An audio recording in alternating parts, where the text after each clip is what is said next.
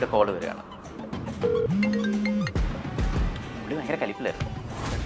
പുള്ളിയുടെ പേരിൽ ഉള്ള ഒരു ഇൻസ്റ്റാഗ്രാം അക്കൗണ്ട് വെരിഫൈഡ് ആയിട്ട് പ്ലാറ്റ്ഫോമിലുണ്ടായിരുന്നു. എന്ത് ബേസിലാണ് നിങ്ങളത് വെരിഫൈ ചെയ്യുന്നതൊക്കെ ചോദിച്ചു. ഞാൻ പറഞ്ഞു എന്നെ ചെക്ക് പണ്ണ് சொல்கிறேன். ഞാനിത് ചെക്ക് ചെയ്ത് എവിടെ ചെക്ക് ചെയ്യാൻ, ഇവിടെ കടൽ പോലെ കിടക്കുകയല്ലേ. ഇത് അവസാനം എനിക്കിപ്പോൾ 2-3 ദിവസം എടുത്ത് കണ്ടുപിടിച്ചത്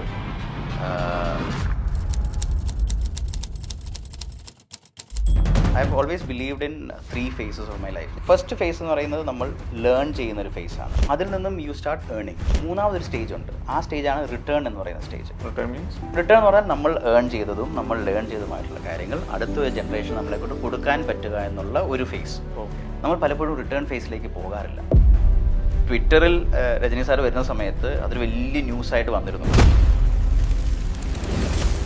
ട്വിറ്റർ ഫോളോവേഴ്സ് രജനി കാന്ത് എന്നൊക്കെ പറഞ്ഞാൽ വേറെ ലെവലെത്തി. അൺഫോർച്ചുനേറ്റ്ലി മെറ്റയിൽ അങ്ങനെയുള്ള പരിപാടികളൊന്നും നടക്കില്ല. പ്രൊഡക്റ്റിൻ്റെ ഭാഗത്തും നമ്മളതിനെ ഭയങ്കരമായിട്ട് കൊട്ടിഘോഷിക്കപ്പെടാറില്ല. അതുകൊണ്ട് അങ്ങനെ കൊട്ടിയാഘോഷിച്ച ഒരു സൗത്ത് ഇന്ത്യൻ ആർട്ടിസ്റ്റ് ആരുമില്ല. വിജയ് സർ കയറിയപ്പോൾ അത് അത്യാവശ്യം ആഘോഷിക്കപ്പെട്ടിരുന്നു.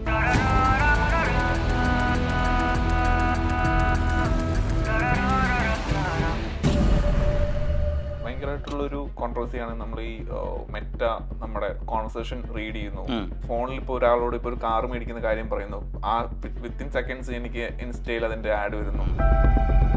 ആദ്യം തന്നെ ഞാൻ പറയുന്നില്ല 100% മൈക്ക് ഓൺ ആവില്ല എന്നുള്ളത്. എന്തുകൊണ്ടാണ് നിങ്ങളിങ്ങനെ കാണുന്നത് ഞാൻ പറയാം. കയറിയ സമയത്ത് മന്ത്രിസഭ എത്രയാണ്? സൺ നെറ്റ്വർക്കിൽ വർക്ക് ചെയ്യുമ്പോൾ എൻ്റെ ഒരു മാസ ശമ്പളം 55,000 രൂപയായിരുന്നു. 55,000-ൽ നിന്നും മെറ്റയിലേക്ക് കയറുമ്പോൾ അത് 1.5 ലക്ഷമായി. 2016-ൽ നമുക്ക് ബോണസ് എന്നൊക്കെ പറയുന്നത് നല്ല എമൗണ്ട് ഉണ്ടാവും. ഞാൻ ഇറങ്ങുന്നതിന് മുമ്പുണ്ടായിരുന്ന എൻ്റെ ബോണസ് എന്ന് പറയുന്നത് തന്നെ ഒരു 22 ലക്ഷം രൂപയായിരുന്നു. പക്ഷേ ഞാൻ ഇറങ്ങുന്ന സമയത്ത് സാലറി എൻ്റെ ഇൻകം എന്ന രീതിയിൽ മെറ്റയിൽ നിന്ന് വന്നത്. നമസ്കാരം, ഷാൽബിനാണ്. ഇന്ന് എൻ്റെ കൂടെ എനിക്ക് എങ്ങനെ ഇൻട്രൊഡക്ഷൻ പറയേണ്ടതെന്ന് അറിയത്തില്ല. കാരണം ഇദ്ദേഹത്തെ ഞാനൊരു 10 കൊല്ലത്തോളം സ്റ്റോക്ക് ചെയ്യാൻ തുടങ്ങിയിട്ടുള്ള ഒരാളാണ്. കാരണം ഞാൻ ആഗ്രഹിച്ചിട്ടുള്ളൊരു ഓഫീസ് സ്പേസ് അല്ലെങ്കിൽ ഇവിടെയൊക്കെ വർക്ക് ചെയ്താൽ കൊള്ളാമെന്ന് പറഞ്ഞാൽ ആ ഒരു ഓഫീസിൽ ഒരു 10 കൊല്ലം അല്ലെങ്കിൽ ഒരു 8-9 കൊല്ലം വർക്ക് ചെയ്ത് ഭയങ്കരമായിട്ട് ഒരു ലൈഫിൽ ഒരു ഇമ്പാക്റ്റ് ഉണ്ടാക്കിയ ഒരാളാണ്. പിന്നെ ഫസ്റ്റ് ഇൻസ്റ്റാഗ്രാം റീൽസ് സൗത്ത് ഇന്ത്യയിൽ അപ്ലോഡ് ചെയ്തൊരു മനുഷ്യൻ. ഇപ്പോൾ ഇൻസ്റ്റാഗ്രാം നമുക്ക് എന്താണെന്നറിയാം, റീൽസ് എന്താണെന്നറിയാം, അത് ആദ്യം സൗത്ത് ഇന്ത്യയിൽ അപ്ലോഡ് ചെയ്തൊരു മനുഷ്യനാണ് എൻ്റെ മുമ്പിൽ. ആൻഡ് എനിക്ക് പേഴ്സണലി ഒരുപാട് അറിയുന്ന ഒരാളാണ്. So welcome Jinu when. Thank you man, thank you so much. സത്യം പറഞ്ഞാൽ എനിക്ക് ഭയങ്കര കണക്ട് ചെയ്യാൻ പറ്റുന്ന ഒരാളാണ്. എനിക്ക് ഇത്രയും കണക്ട് ചെയ്യാൻ പറ്റുന്ന, ചേട്ടനും കണക്ട് ചെയ്ത് ഒരു ഇന്റർവ്യൂ എടുക്കാൻ പറ്റുന്ന ഒരാളുണ്ടോ എന്ന് എനിക്ക് തോന്നുന്നില്ല. കാരണം ഫേസ്ബുക്ക് എന്ന് പറഞ്ഞാൽ എൻ്റെ ലൈഫിൽ ഭയങ്കര ഇമ്പാക്ട് ചെയ്തിട്ടുള്ള സംഭവമാണ്. ലൈക്ക് ചേട്ടൻ ഫേസ്ബുക്കിൽ കയറുന്ന സമയം തൊട്ട് തന്നെ ഫേസ്ബുക്ക് ഒരു ഭാഗമാക്കിയ ഒരാളാണ്. ചേട്ടൻ ഇന്റേണലി ഭാഗമാക്കിയെങ്കിൽ ഞാൻ എക്സ്റ്റേണലി ഒരു പാർട്ടായതാണ്. അപ്പം എവിടെ നിന്ന് തുടങ്ങാന്ന് വെച്ചാൽ നമുക്ക് ആസ് യൂഷ്വൽ റേഡിയോ തന്നെ തുടങ്ങാം. ഓക്കെ, അല്ലെങ്കിൽ നമുക്ക് കോളേജിൽ നിന്ന് തുടങ്ങാം. ഓക്കെ, കുറേ ഉണ്ട് പുറത്തോട്ട് ആലോചിക്കാൻ. അങ്ങനെയാണെങ്കിൽ എനിക്ക് ഫസ്റ്റ് ഞാൻ ചോദിക്കുന്നത് ലവ് മാരേജ് അല്ലായിരുന്നോ? 5 കൊല്ലം. അപ്പൊ അത് കോളേജിലായിരുന്നോ? അല്ലടോ, കോളേജൊക്കെ പഠിക്കുമ്പോൾ നമുക്ക് കല്യാണം കഴിക്കാൻ പ്ലാനുകളുള്ള രീതിയിലല്ലല്ലോ നമ്മൾ പലപ്പോഴും റിലേഷൻഷിപ്പുകളുണ്ട്. നമുക്ക് എങ്ങോട്ടാണ് പോകുന്നതെന്ന് അറിയില്ലല്ലോ. കല്യാണത്തെക്കുറിച്ച് പറയുകയാണെങ്കിൽ ഞാൻ റേഡിയോ മാംഗോയിൽ ഞാൻ കല്യാണം പറയാൻ കാരണം കല്യാണം കഴിക്കാൻ വേണ്ടി റേഡിയോ മാംഗോയിൽ ജോലി ചെയ്തു. അതെ, പക്ഷേ കോളേജൊക്കെ കഴിഞ്ഞ് ഒരുപാട് കഴിഞ്ഞിട്ടുള്ളൂ. ഞാൻ 1999-2001 പ്രീ ഡിഗ്രി ബാച്ചാണ്. കേരളത്തിലെ ഏറ്റവും അവസാനത്തെ പ്രീ ഡിഗ്രി ബാച്ചാണ്. കുറേ പ്രായമുണ്ടെന്ന് ഞാൻ ഇടയ്ക്കിടയ്ക്ക് വിളിച്ച് പറയാറുണ്ട്. അതിൻ്റെ ഭാഗമായി ഇത് വരുന്നോട്ടെ. 2001-ലാണ് പ്രീ ഡിഗ്രി കഴിയുന്നത്. അന്ന് എനിക്ക് കേരളത്തിലെ ഏറ്റവും ലാസ്റ്റ് പ്രീ ഡിഗ്രി ബാച്ചാണ്. അതോടുകൂടി തീരുകയാണ്. അപ്പോൾ നമ്മളായിരുന്നു ഏറ്റവും അവസാനം ആ ഒരു പ്രീ ഡിഗ്രിയുടെ സുഖം അനുഭവിച്ചാൽ 10th നിന്ന് നേരെ കോളേജിലേക്ക് കയറുന്ന ഒരു സാധനം. നമ്മുടെ സുരാജ് ഒക്കെ ഇല്ലേ, പൊളിറ്റീഷ്യൻ, പുള്ളിയൊക്കെ എൻ്റെ സീനിയർ ആയിരുന്നു. ചുങ്കത്ര മാർത്തോമ കോളേജിൽ. അതൊരു 1.5 കോളേജായിരുന്നു. ഞങ്ങൾ അവിടെ ആയിരുന്നു ആ സമയത്ത്. നിലമ്പൂർ ചുങ്കത്രയായിരുന്നു. അത് കഴിഞ്ഞിട്ട് നേരെ പാലാ രാമപുരം കോളേജിൽ, മാർ അഗസ്റ്റിനോസ് കോളേജിൽ BCA പഠിക്കാനായിട്ട് സ്വാഭാവികമായും വീട്ടുകാരുടെ നിർബന്ധത്തോടു കൂടി നമ്മൾ പോവുകയാണ്. കാരണം ഒന്നിൽ കമ്പ്യൂട്ടർ പഠിക്കുക, അല്ലെങ്കിൽ ഡോക്ടറാകുക, അല്ലെങ്കിൽ എഞ്ചിനീയർ ആകുക. ഈ 3 ഓപ്ഷൻസ് അല്ലേ ഉള്ളൂ. അപ്പോൾ അന്ന് നമുക്ക് പ്രീ ഡിഗ്രി എന്ന് പറയുമ്പോൾ first group, second group, third group, അങ്ങനെ പല ഗ്രൂപ്പുകളാണല്ലോ. കൊമേഴ്സ് ഉണ്ട്, സയൻസ് ഉണ്ട്, മാത്ത്, അങ്ങനെ.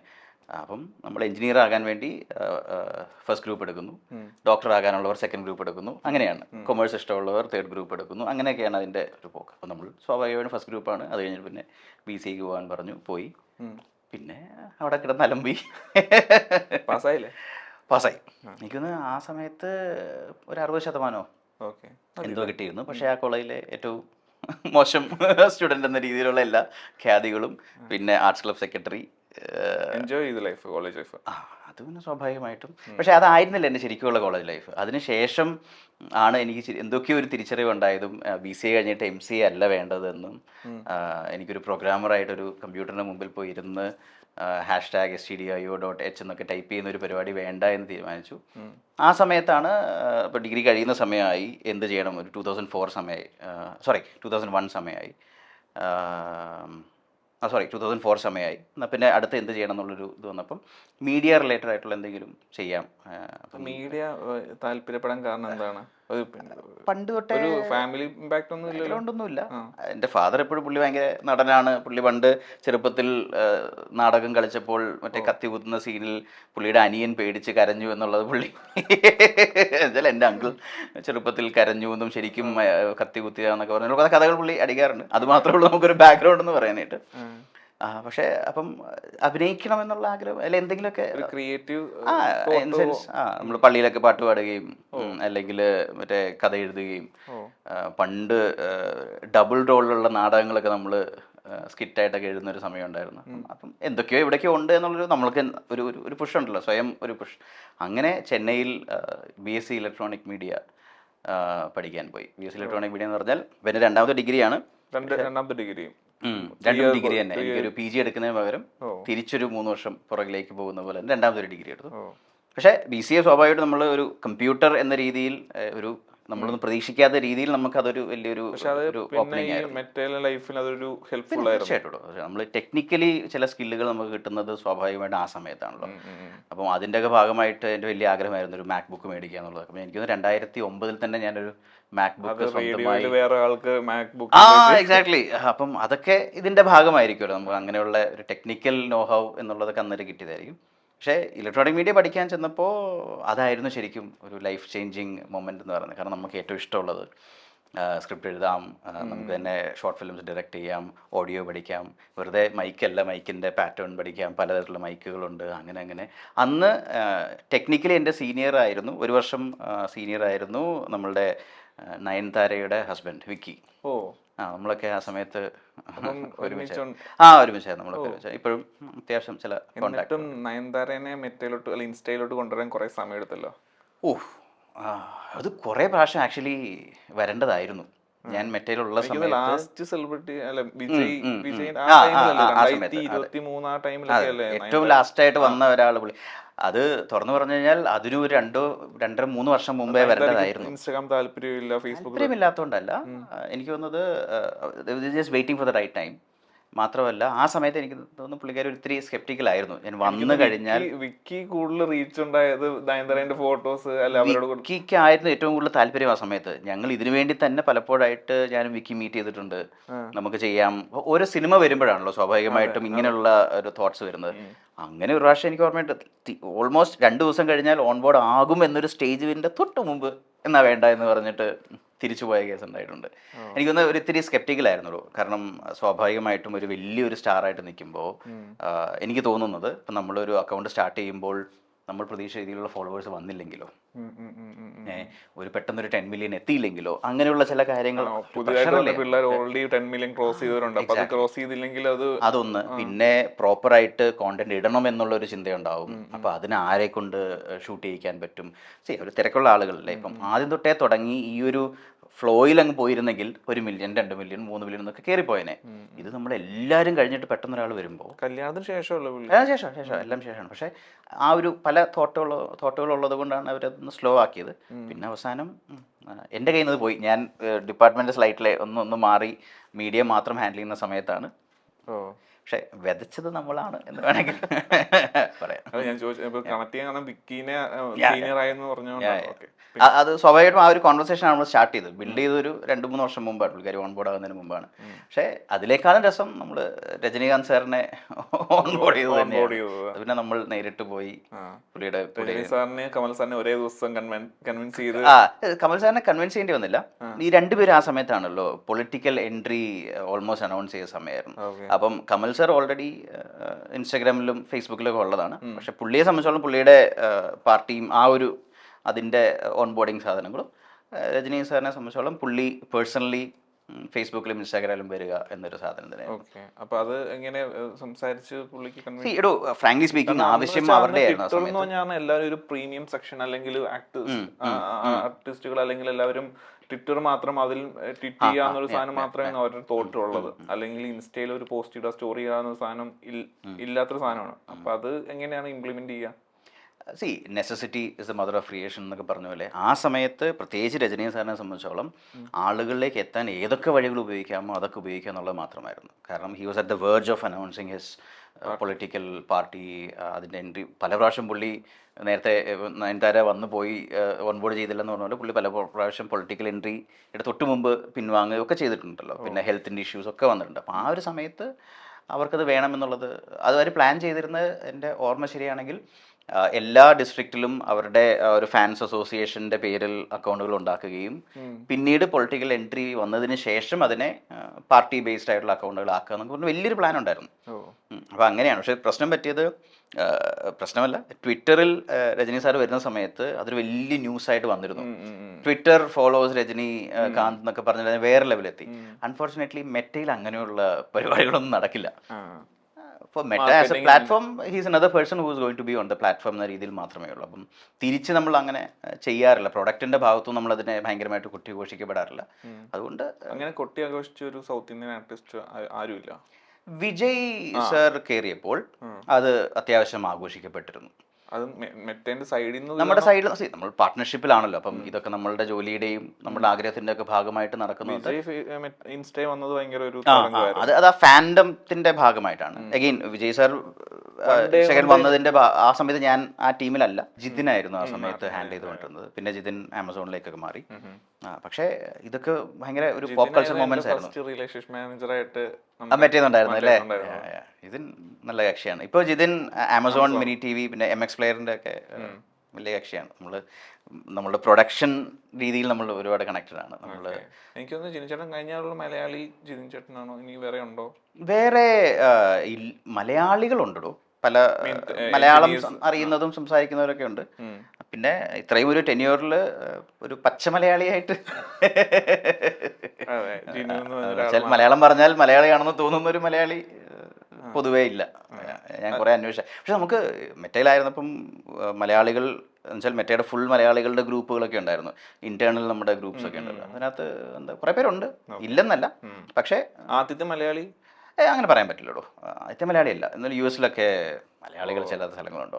ആദ്യത്തെ മലയാളി എന്നതിൽ ഉപരിയായിട്ട് ഒരു പക്ക കേരളത്തിൽ ജനിച്ച് വളർന്ന് ഇവിടെ തന്നെ നിന്ന ഒരു മലയാളി എന്ന രീതിയിൽ I don't think we have another person to point out. Back to വിജയിന്റെ ആ സമയത്ത് അതൊക്കെ ഓരോ പോപ്പ് കൾച്ചർ മൊമെന്റ്സ് ആയിരുന്നല്ലോ. നമ്മുടെ ഒരു മെയിൻ അജണ്ടയിൽ പെടുന്നതായിരുന്നു. എല്ലാ ദിവസവും നോക്കി ഇനി ആരൊക്കെയാണ് വരാനുള്ളത്, അങ്ങനെ അങ്ങനെ ഓരോരുത്തരായിട്ട് നമ്മൾ.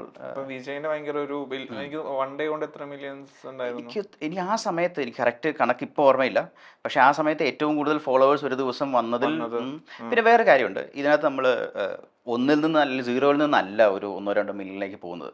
അപ്പോൾ നമ്മളുടെ പ്ലാറ്റ്ഫോമിന്റെ സപ്പോർട്ട് വരുമ്പോൾ സ്വാഭാവികമായിട്ടും വേറെ ഒരുപാട് ഫേക്ക് അക്കൗണ്ട്സ് ഉണ്ടാകും. പുള്ളിയുടെ പേരിൽ തന്നെ പുള്ളിയാണെന്ന് നമ്മൾ മെർജിങ് എന്നുള്ളത് നമ്മൾ പുറത്ത് പറയുന്ന ഒരു ടെർമിനോളജി ആണെങ്കിലും അത് സ്വാഭാവികമായിട്ടും പുള്ളിയാണെന്ന് വിചാരിച്ച് ഫോളോ ചെയ്യുന്ന ആളുകൾ. ഫാൻ അക്കൗണ്ട്സ് അല്ല പറയുന്നത്.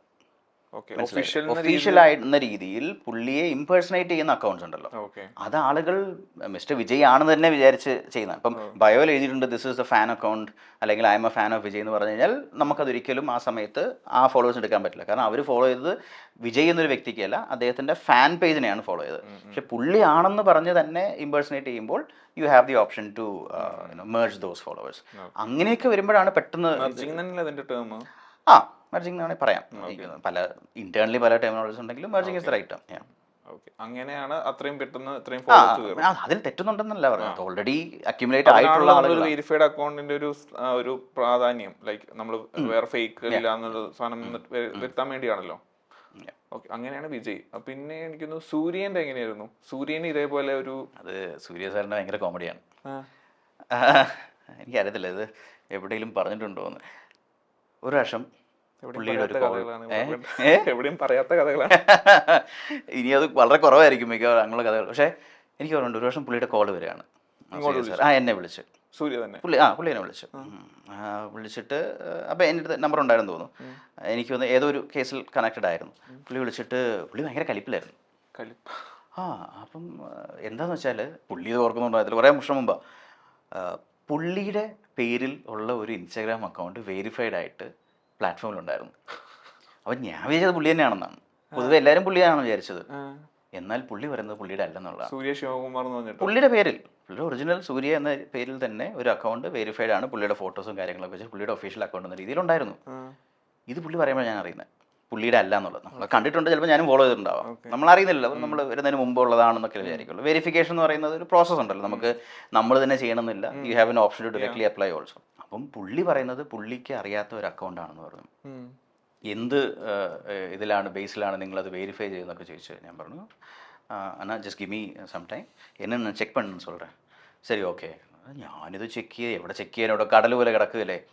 ഇത് അവസാനം എനിക്കൊന്ന് 2-3 ദിവസം എടുത്ത് കണ്ടുപിടിച്ചത് ആരോ ഒരാൾ പുള്ളിയുടെ അക്കൗണ്ട് എന്ന രീതിയിൽ സെറ്റിങ്സ് വഴി വെരിഫിക്കേഷൻ അപ്ലൈ ചെയ്യുകയും നമ്മൾ ഡോക്യുമെൻറ്റ്സ് ചോദിക്കുമല്ലോ, പുള്ളിയുടെ തന്നെ ലൈസൻസിൻ്റെ കോപ്പി ഡോക്യുമെൻ്റായിട്ട് സബ്മിറ്റ് ചെയ്യുകയും ചെയ്തു. അത് ലൈസൻസ് അതാണ് അതിൻ്റെ രസം. അപ്പം എനിക്ക് ചെറിയൊരു പിടിവള്ളി കിട്ടി. അപ്പോൾ എനിക്ക് തോന്നുന്നു വെരിഫിക്കേഷൻ നമ്മുടെ ഒരു ലെറ്റർ എഴുതിയിട്ട് അത് പിടിച്ചു. അത് നമ്മൾ അത് പണ്ടത്തെ ഇതാണല്ലോ. അന്നും നമുക്ക് ഇത്രയും കണക്ഷൻ ഇല്ലല്ലോ. ആൾക്കാരെ വെരിഫിക്കേഷൻ ചെയ്ത് കൊടുത്തു. എനിക്കറിയാം അന്നത് ചെയ്യാനുള്ള കാരണം, മറ്റേ പേപ്പർ പിടിച്ചിട്ട് ഞാൻ പറയാനുള്ള കാരണം പല കാര്യങ്ങളും. ഇപ്പൊ ഈ പറയുന്ന ആള് ശരിക്കും പറയുന്നതാണോ നമുക്കറിയില്ല. നമ്മൾ ആ സമയത്ത് ഒരു റിലേഷൻഷിപ്പ് എസ്റ്റാബ്ലിഷ് ചെയ്തിട്ടില്ല. 2016 നമുക്ക് വളരെ കുറച്ച് പേരല്ലേ അറിയുള്ളൂ ഇൻഡസ്ട്രിയിലാണെങ്കിലും. അപ്പോൾ അതുകൊണ്ട് ഈ പറയുന്നത് ശരിയാണെന്ന് എങ്ങനെ അറിയും? ഇപ്പം താങ്കൾ XYZ എന്ന് പറയുന്ന ഒരാൾക്ക് വേണ്ടിയാണ് വെരിഫിക്കേഷൻ താങ്കൾ റിക്വസ്റ്റ് ചെയ്യുന്നതെങ്കിൽ ഇയാൾ ഇത് അറിഞ്ഞിട്ടുണ്ടോന്ന് അറിയണ്ടേ? അപ്പോൾ അതിനുവേണ്ടി നമ്മളുടെ ടീം ആ സമയത്തുള്ളവർ കണ്ടുപിടിച്ചൊരു വഴിയെന്ന് മാത്രമേ ഉള്ളൂ. അല്ലാതെ അതൊരു പിന്നെ സെൽഫി വീഡിയോ പല ഇതിലേക്ക് മാറി. അപ്പം സൂര്യ സാറിൻ്റെ കേസ് വേറെ ആരോ പുള്ളിയാണെന്ന് പറഞ്ഞ് പ്രോപ്പറായിട്ട് ഡോക്യുമെൻ്റ് കൊടുത്ത് വെരിഫൈ ചെയ്താണ്. അത് മാത്രമേ എനിക്കൊരു പിടിവള്ളി. ഞാൻ തിരിച്ച് പുള്ളിയെ വിളിച്ചിട്ട് പറഞ്ഞു, സാർ ഇത് സാറിൻ്റെ ലൈസൻസ്, ഒറിജിനൽ ലൈസൻസ് ലോകത്തുള്ള എല്ലാവരുടെയും ഉണ്ടെങ്കിൽ അത് നമുക്ക് എന്ത് ചെയ്യാൻ പറ്റും? അൺഫോർച്ചുനേറ്റ്ലി അങ്ങനെ ഒരു സിറ്റുവേഷൻ ആണ്. അപ്പോൾ പുള്ളിക്ക് അത് അതിൻ്റെ സീരിയസ്നെസ് മനസ്സിലായി. കാരണം നമ്മൾ വെറുതെ വെരിഫൈ ചെയ്തതല്ല, പ്രോപ്പറായി ഡോക്യുമെന്റ് വന്നതാണ്. അപ്പോൾ പുള്ളിയുടെ ലൈസൻസ് പുറത്ത് പലരുടെയും ഉണ്ടായിരുന്നിരിക്കാം. പുള്ളി വേറെ എവിടെയെങ്കിലും കൊടുത്തപ്പോൾ സൂര്യ എന്ന് കണ്ടപ്പോൾ ആരെങ്കിലും എടുത്ത് വെച്ചതായിരിക്കാം. ആർട്ടിസ്റ്റുകളുടെ ആധാറിന്റെ ഫോട്ടോ അല്ലെങ്കിൽ ലൈസൻസിന്റെ ഫോട്ടോ ഒക്കെ ഇങ്ങനെ നമ്മൾ കാണാറില്ല, എടുത്ത് അങ്ങനെ എന്തെങ്കിലും സംഭവിച്ചാണ്. അപ്പൊ പുള്ളി പറഞ്ഞു അങ്ങനെയാണെങ്കിൽ പുള്ളി നടങ്ങി. ഭാഗ്യം. അത് നല്ല കലിപ്പായിരുന്നു. നല്ല കലിപ്പായിരുന്നു. ഒരു സ്വാഭാവികമായിട്ടും സിംഗം കലിപ്പൊന്നുമല്ല, പക്ഷേ ഹി വാസ് ഡിസപ്പോയിന്റഡ്. പിന്നെ ഇത് പറഞ്ഞ പുള്ളിക്ക് മനസ്സിലായി. അങ്ങനെയാണ് പുള്ളി ഒറിജിനൽ അങ്ങനെ ഒരു കാര്യം ചെയ്യും, help me take it down so that I will be on the platform. അത് നമുക്കൊരു നല്ല സാധനമായിരുന്നു. നമ്മൾ പ്രതീക്ഷ ചെയ്ത് ഇങ്ങോട്ട് വന്ന ഒരു സാധനമായിരുന്നു. ആ അക്കൗണ്ട് ഉണ്ടാക്കിയവന് ഞാൻ നന്ദി പറഞ്ഞു. അങ്ങനെ പുള്ളിയെ ഓൺ ബോർഡ് ചെയ്തു. പിന്നെ എനിക്ക് അതിനോട് 1-2 വർഷം കഴിഞ്ഞിട്ടാണ് ജ്യോതിക മാം ഓൺ ബോർഡ് ആവുന്നത്. അതൊക്കെ നല്ല രസമായിരുന്നു. പുള്ളിക്കാരിയെ സൂര്യ സാറാണ് വെൽക്കം ചെയ്യുന്നത്, വെൽക്കം ടു ഇൻസ്റ്റാഗ്രാം എന്നൊക്കെ പറഞ്ഞിട്ടൊരു സ്റ്റോറിയൊക്കെ ഇട്ട് അത് രസമായിരുന്നു. അതേപോലെ വെൽക്കം എന്ന് പറഞ്ഞപ്പോഴാണ് ഇതൊക്കെ നമ്മുടെ ചില മൊമെന്റ്സ് ആണല്ലോ, നമ്മൾ അവിടെ ഉള്ളത് കൊണ്ട് നമുക്ക് ഈ കണക്ഷൻസ് ഉള്ളതുകൊണ്ട് നടക്കുന്നത്. നിവിൻ പോളി തമിഴിൽ മറ്റേ ഒരു പടം ചെയ്തല്ലേ, ചാർലി റിച്ചി ചെയ്യുമ്പം നിവിൻ്റെ ഒരു തമിഴ് ഡെബ്യൂ ആണല്ലോ. നേരം ഉണ്ടായിരുന്നു, പക്ഷെ ഒരു പ്രോപ്പർ ഇതായിട്ട്. എനിക്കൊന്ന് ധനുഷ് ഉൾപ്പെടെ ഒരുപാട് ആർട്ടിസ്റ്റുകൾ നിവിൻ പോളിയെ ടാഗ് ചെയ്ത് ആ സമയത്ത് സ്റ്റോറിയൊക്കെ നമ്മൾ ആയി വരുന്നല്ലേ ഉള്ളൂ. വെൽക്കം ടു തമിഴ് ഇൻഡസ്ട്രി എന്നൊക്കെ പറഞ്ഞ് നമ്മളൊരു എല്ലാവരോടും പറഞ്ഞ് ചെയ്യിക്കുകയൊക്കെ ചെയ്തിരുന്നു ആ സമയത്ത്. അങ്ങനെയുള്ള ചില മൈൽ സ്റ്റോൺ മൊമെന്റ്സ്. അപ്പൊ ഏറ്റവും ഇപ്പം രജനി സാറിനെ കൊണ്ടുവന്നാണ് ഒരു വലിയ മൈൽ സ്റ്റോൺ ആയിട്ട്. അതെ, അതിന് ഞാൻ ഇത്രയും വാല്യൂ കൊടുക്കുന്നത് not just because it is Rajini sir the man, it is also because ഞാൻ എൻ്റെ ഇൻ്റർവ്യൂവിൽ ഏറ്റവും ലാസ്റ്റ് പറഞ്ഞത് you give me the job, the first thing I'm gonna do is to bring Rajini sir on to the platform ആയിരുന്നു. ആ വാക്ക് അതിൽ സത്യം പറഞ്ഞാൽ ഞാൻ ഒരുപാട് കഷ്ടപ്പെടേണ്ടി വന്നില്ല. I was manifesting that it has to happen. അത് ഓട്ടോമാറ്റിക്കലി നമ്മളെ തേടി വന്നത്. പിന്നെ ഞാൻ ചെന്നൈയിലായിരുന്ന സമയമായിരുന്നു. സ്വാഭാവികമായിട്ടും അത് ഓരോരോ നമ്മൾ വിചാരിച്ച പോലെ ഓരോ മറ്റേ ലെഗോ പീസസ് വെക്കുന്ന പോലെ അത് സംഭവിച്ചു. ഓക്കെ. ഇപ്പം ഈ പറഞ്ഞ പോലെ ഇപ്പം ഇൻസ്റ്റാഗ്രാമിന്റെ ഇപ്പം ഒരുപാട് നമ്മുടെ കേരള ആർട്ടിസ്റ്റുകളാണ് ഇപ്പോൾ സൗത്ത് ഇന്ത്യയിൽ ഏറ്റവും കൂടുതൽ ഫോളോവേഴ്സ് ഉള്ളത്. ഇപ്പം കീർത്തി സുരേഷ് ആകട്ടെ, പ്രിയ വാരാകട്ടെ, അല്ലെങ്കിൽ അനുപമ പരമേശ്വരൻ ആകട്ടെ. അപ്പൊ ഇതൊക്കെ ഇപ്പം നമ്മൾക്കുള്ള വലിയ ആർട്ടിസ്റ്റുകളെക്കാട്ടും ഫോളോവേഴ്സ് ഇവർക്കാണ്. അപ്പൊ അതിന്റെ ഒരു എന്താണ് അത്, ഈ ശരിക്കും പ്യുവർ ഫാൻ ബേസിന്റെ സാധനമാണോ? തീർച്ചയായിട്ടും. താനിപ്പോൾ പറഞ്ഞതിൽ ഇപ്പം ഞാൻ മെറ്റയുടെ പുറത്ത് നിന്നുകൊണ്ട് എനിക്ക് ഇത് കുറച്ചും കൂടെ ഓപ്പൺ ആയിട്ട് പറയാൻ പറ്റും പല കാര്യങ്ങളും. ഇപ്പം താൻ പറഞ്ഞ 3 പേരുകളും അവരൊരിക്കലും നമ്മൾ കേരളത്തിലെ ഒരു ആർട്ടിസ്റ്റ് എന്ന ഒരു ചട്ടക്കൂടിനകത്ത് ഇടാൻ പറ്റുന്നവരല്ല. ഇപ്പം കീർത്തി സുരേഷ് ആണെങ്കിലും അനുപമയാണെങ്കിലും ഇവരൊക്കെ കേരളത്തിന് പുറത്തേക്ക് വന്നിട്ടുള്ളത്. ഇപ്പം അതിൻ്റെ എക്സാമ്പിളാണ് ഡി ക്യു കേരളത്തിൽ മാത്രം പടങ്ങൾ ചെയ്യുമ്പോൾ ഉണ്ടായിരുന്ന ഫോളോവേഴ്സും കേരളത്തിൽ മാത്രമല്ല സൗത്ത് ഇന്ത്യയിൽ തന്നെ ഏറ്റവും കൂടുതൽ ഫോളോവേഴ്സ്. തീർച്ചയായിട്ടും. കാരണം അവർക്ക് പാൻ ഇന്ത്യ ആയിട്ടുള്ള അവർക്ക് ഒരു അനുപമ എന്ന് പറയുന്ന ഒരു വ്യക്തി മലയാളത്തിൽ കൂടുതൽ തെലുഗു പടങ്ങളല്ലേ ഇവിടെ ചെയ്തിരിക്കുന്നത്. തെലുഗന്മാർക്ക് എനിക്ക് തോന്നുന്നില്ല they think that she is from Kerala എന്നുള്ളത്. അപ്പം ആ ഒരു ഡയസ്പോറ വലുതായില്ലേ. നമ്മുടെ മലയാളികളുടെ ഡയസ്പോറ വളരെ കുറവല്ലേ നമ്മൾ പ്രത്യേകിച്ച് പ്ലാറ്റ്ഫോമിലും. ഒരു 3 മില്യൺ അല്ലെ 5 മില്യൺ എന്ന രീതിയിലേക്ക് പോകുന്നതിൽ കൂടുതൽ ഭയങ്കര ബുദ്ധിമുട്ടുണ്ട്. അപ്പം അതിലേക്ക് മുകളിലേക്ക് ഒരാൾക്ക് ഫോളോവർഷിപ്പ് വരണമെങ്കിൽ you have to expand to other territories. നയൻതാരയ്ക്കും അത്ര എക്സ്പോഷർ ഉള്ളതല്ലേ, എന്തുകൊണ്ട് അവരെ പുള്ളിക്കാരി ഇത്തിരി ലേറ്റ് അല്ലായിരുന്നു വരാൻ. ഓക്കെ. നമ്മൾ ഒരു സമയത്ത് ഏതൊരു സാധനം നമുക്കൊരു ഏർലി ബേർഡ് അഡ്വാൻറ്റേജ് ഇല്ലേ. നമ്മൾ ആദ്യം ചെല്ലുമ്പോൾ കിട്ടുന്ന ഏതൊരു പ്ലാറ്റ്ഫോം, നമ്മൾ പുതിയൊരു പ്ലാറ്റ്ഫോം വരുമ്പോൾ നമുക്ക് ഉറപ്പില്ലല്ലോ ഈ പ്ലാറ്റ്ഫോം എങ്ങോട്ടേക്കാണ് പോകുന്നത് എന്നുള്ളത്. അപ്പോൾ ഏറ്റവും ആദ്യം നമ്മൾ ചെയ്യേണ്ടത് അതിൽ പ്രസൻസ് ഉണ്ടാക്കുക എന്നുള്ളതാണ്. അതിപ്പം സ്നാപ്ചാറ്റ് ഇപ്പം കേരളത്തിൽ കുറച്ചും കൂടെ ആക്റ്റീവായിട്ട് വരുന്നു. അപ്പം the first thing any creator should do is Snapchat കൊള്ളില്ല എന്നോ അല്ലെങ്കിൽ അത് റീച്ച് ഇല്ല എന്ന് പറയുന്നതിനേക്കാൾ ഉപരി ബി ദെയർ. കാരണം ഏതൊരു പ്ലാറ്റ്ഫോം ഇപ്പോൾ ത്രെഡ്സ് വന്നു. അപ്പോൾ ഞാൻ ഇറങ്ങുന്നതിന് 1 വർഷം മുമ്പൊക്കെ ത്രെഡ്സ് ത്രെഡ്സ് ചെയ്യാൻ കാരണം യു മേ നെവർ നോ. നാളെ ഒരു പക്ഷേ ഈ ട്രെൻഡ് മൊത്തം മാറി ആളുകൾ ടെക്സ്റ്റിലേക്ക് മാറുമ്പോൾ you should have the early bird advantage. ഇപ്പം 2016 ഞാൻ മെറ്റയിൽ ജോയിൻ ചെയ്യുന്നു. ഒരു 17-18 അവസാനം വരെ നമ്മൾ എല്ലാവരോടും ഫേസ്ബുക്കിൽ വീഡിയോസ് അപ്ലോഡ് ചെയ്യാൻ പറയുമ്പോൾ മോണിറ്റൈസേഷൻ ഇല്ല. നിങ്ങൾക്ക് ആകെ തിരിച്ചു തരാൻ പറ്റുന്നത് റീച്ച് ഉണ്ട്, എൻഗേജ്മെന്റ് ഉണ്ടെന്ന് മാത്രമാണ്. അന്ന് നമ്മൾ പറഞ്ഞ കേട്ടവരാണ് അതിന് ശേഷമുള്ള ഒരു 2 വർഷം മില്യൺസ് ഓഫ് ഡോളേഴ്സ് അവർക്ക് റവന്യൂ ആയിട്ട് കിട്ടിയത്. എന്തുകൊണ്ടാണ്? അന്നാ ചെയ്തപ്പോൾ അൽഗോരിതത്തിന് ഇവിടെ ഒരു ലൈബ്രറി ഉണ്ടെന്ന് മനസ്സിലാവുകയും അത് വെച്ചിട്ട് അൽഗോരിതത്തിന് ഒരു വിശ്വാസം വേണം, ഒരു ട്രസ്റ്റ് വേണ്ടേ. അപ്പോൾ അത് വന്നു. ഒരു ലൈബ്രറി ഓഫ് കോണ്ടന്റ് ഈ വ്യക്തിക്ക് ഉണ്ട് എന്നറിയുമ്പോൾ ഇനിയും അത് വരാൻ സാധ്യതയുണ്ടെന്ന് പറഞ്ഞാൽ സ്വാഭാവികമായിട്ട് പുഷ് കിട്ടും. അപ്പം ഏതൊരു പ്ലാറ്റ്ഫോം, അത് ഏതൊരു ക്രിയേറ്റർ ആണെങ്കിലും മനസ്സിലാക്കേണ്ടത് പുതിയതായിട്ട് വരുമ്പോൾ അവർ സക്സസ് ആകാം, സക്സസ് ആകാതിരിക്കാം. പക്ഷേ മാക്സിമം അവരുടെ കൂടെ നമ്മൾ സഞ്ചരിക്കാൻ ശ്രമിച്ചാൽ you probably would always get that early bird advantage. ഇപ്പം ചേട്ടൻ ഇറങ്ങുന്നതിന് മുമ്പ് എന്നോട് പറഞ്ഞ ത്രെഡ്സ് ക്രിയേറ്റ് ചെയ്യാൻ ഞാൻ ഇപ്പോഴും എല്ലാ ദിവസവും അപ്ഡേറ്റ്, നമ്മുടെ എല്ലാ പോസ്റ്റുകളും നമ്മൾ അപ്ഡേറ്റ് ചെയ്യുന്നുണ്ട്. അത് നല്ലതാണോ? ഇപ്പം മെറ്റയെ സംബന്ധിച്ചോളം ഫേസ്ബുക്ക് ഉണ്ട്, ഇൻസ്റ്റാഗ്രാം ഉണ്ട്, വാട്സാപ്പ് ഉണ്ട്, ത്രെഡ്സ് ഉണ്ട്. ഇത് 4 തരത്തിലുള്ള ആളുകൾക്ക് വേണ്ടിയാണ് ക്രിയേറ്റ് ചെയ്തിരിക്കുന്നത്. ഇപ്പോൾ കമ്പനിയുടെ മിഷൻ സ്റ്റാർട്ടിംഗ് സ്റ്റേജിൽ to give people the power to build a community. പിന്നെ AI ഒക്കെ വന്നപ്പോൾ പലതിലേക്ക് മാറിയെങ്കിലും കോർ എന്ന് പറയുന്നത് അതാണല്ലോ. അപ്പം ഇൻസ്റ്റഗ്രാം എന്ന് ഉദ്ദേശിക്കുന്നത് അവരുദ്ദേശിക്കുന്നത് വേറെ കോൺസെപ്റ്റാണ്. ഫേസ്ബുക്കിൽ ആളുകൾ വരുന്നത് വേറൊരു കോൺസെപ്റ്റിന് വേണ്ടിയാണ്. അപ്പോൾ ഫേസ്ബുക്കിൽ നമ്മുടെ ഫാമിലി ഫ്രണ്ട്സിന് വേണ്ടിയാണ് നമ്മൾ ഫേസ്ബുക്ക് കൂടുതൽ ഉപയോഗിക്കാനായിട്ട് ശ്രമിക്കുന്നത് എന്നാണ്. അതിനുവേണ്ടിയാണ് ഫേസ്ബുക്ക് ഉണ്ടാക്കിയിരിക്കുന്നത്. പണ്ട് മാർക്സൊക്കെ പറഞ്ഞിട്ടുണ്ട് Facebook Meta's vision is connect build connection not content creation. പക്ഷെ ഇന്ന് കണ്ടന്റ് ക്രിയേഷൻസിലോട്ടല്ലേ കൂടുതൽ മറ്റേ ഫോക്കസ് കൊടുക്കുന്നത്. സ്റ്റാർട്ടിംഗ് സ്റ്റേജിൽ തന്നെ പറഞ്ഞ അത് തന്നെയായിരുന്നു, to give people the power to build a community. Community എന്ന് പറയുമ്പോൾ എന്താണ്? എൻ്റെ പേരൻസ് ഉണ്ടാവും, ഫ്രണ്ട്സ് ഉണ്ടാവും, നമ്മൾ അങ്ങോട്ടും ഇങ്ങോട്ടും കണക്ട് ചെയ്യുക. അതായിരുന്നല്ലോ ഫേസ്ബുക്ക് നമ്മളൊന്ന് എസ്റ്റാബ്ലിഷ് ആയതിനു ശേഷം സംഭവിച്ചത്. നമ്മളുടെ കയ്യിൽ നിൽക്കാത്ത രീതിയിൽ പേജസ് ഭയങ്കരമായിട്ട് കോണ്ടന്റ് ക്രിയേറ്റ് ചെയ്യാൻ തുടങ്ങി. അപ്പം അൽഗോരിതം മാക്സിമം പുഷ് ചെയ്യാൻ തുടങ്ങുന്നത് ഈ എൻഗേജ്ഡ് ആയിട്ടുള്ള കോണ്ടന്റ് മാത്രമായി. എനിക്കൊന്ന് 2018-19 സമയത്താണെന്ന് തോന്നുന്നു അൽഗോരിതത്തിൽ ചെറിയ ചേഞ്ചസ് വരുത്താൻ തുടങ്ങി. മീനിങ് ഫുൾ സോഷ്യൽ ഇൻട്രാക്ഷൻ എന്ന് പറയുന്ന ഒരു സംഭവം കൊണ്ടുവരാൻ ശ്രമിച്ചു. എന്ന് വെച്ചാൽ ആളുകൾ അങ്ങോട്ടും ഇങ്ങോട്ടും ഒരു കോണ്ടന്റ് ഉണ്ട്, പക്ഷെ അതിൻ്റെ താഴെ ഭയങ്കരമായിട്ടുള്ള കോൺവെർസേഷൻ നടന്നാൽ മാത്രമേ അതിനെ പുഷ് ചെയ്യുള്ളൂ എന്ന രീതിയിലേക്കായി.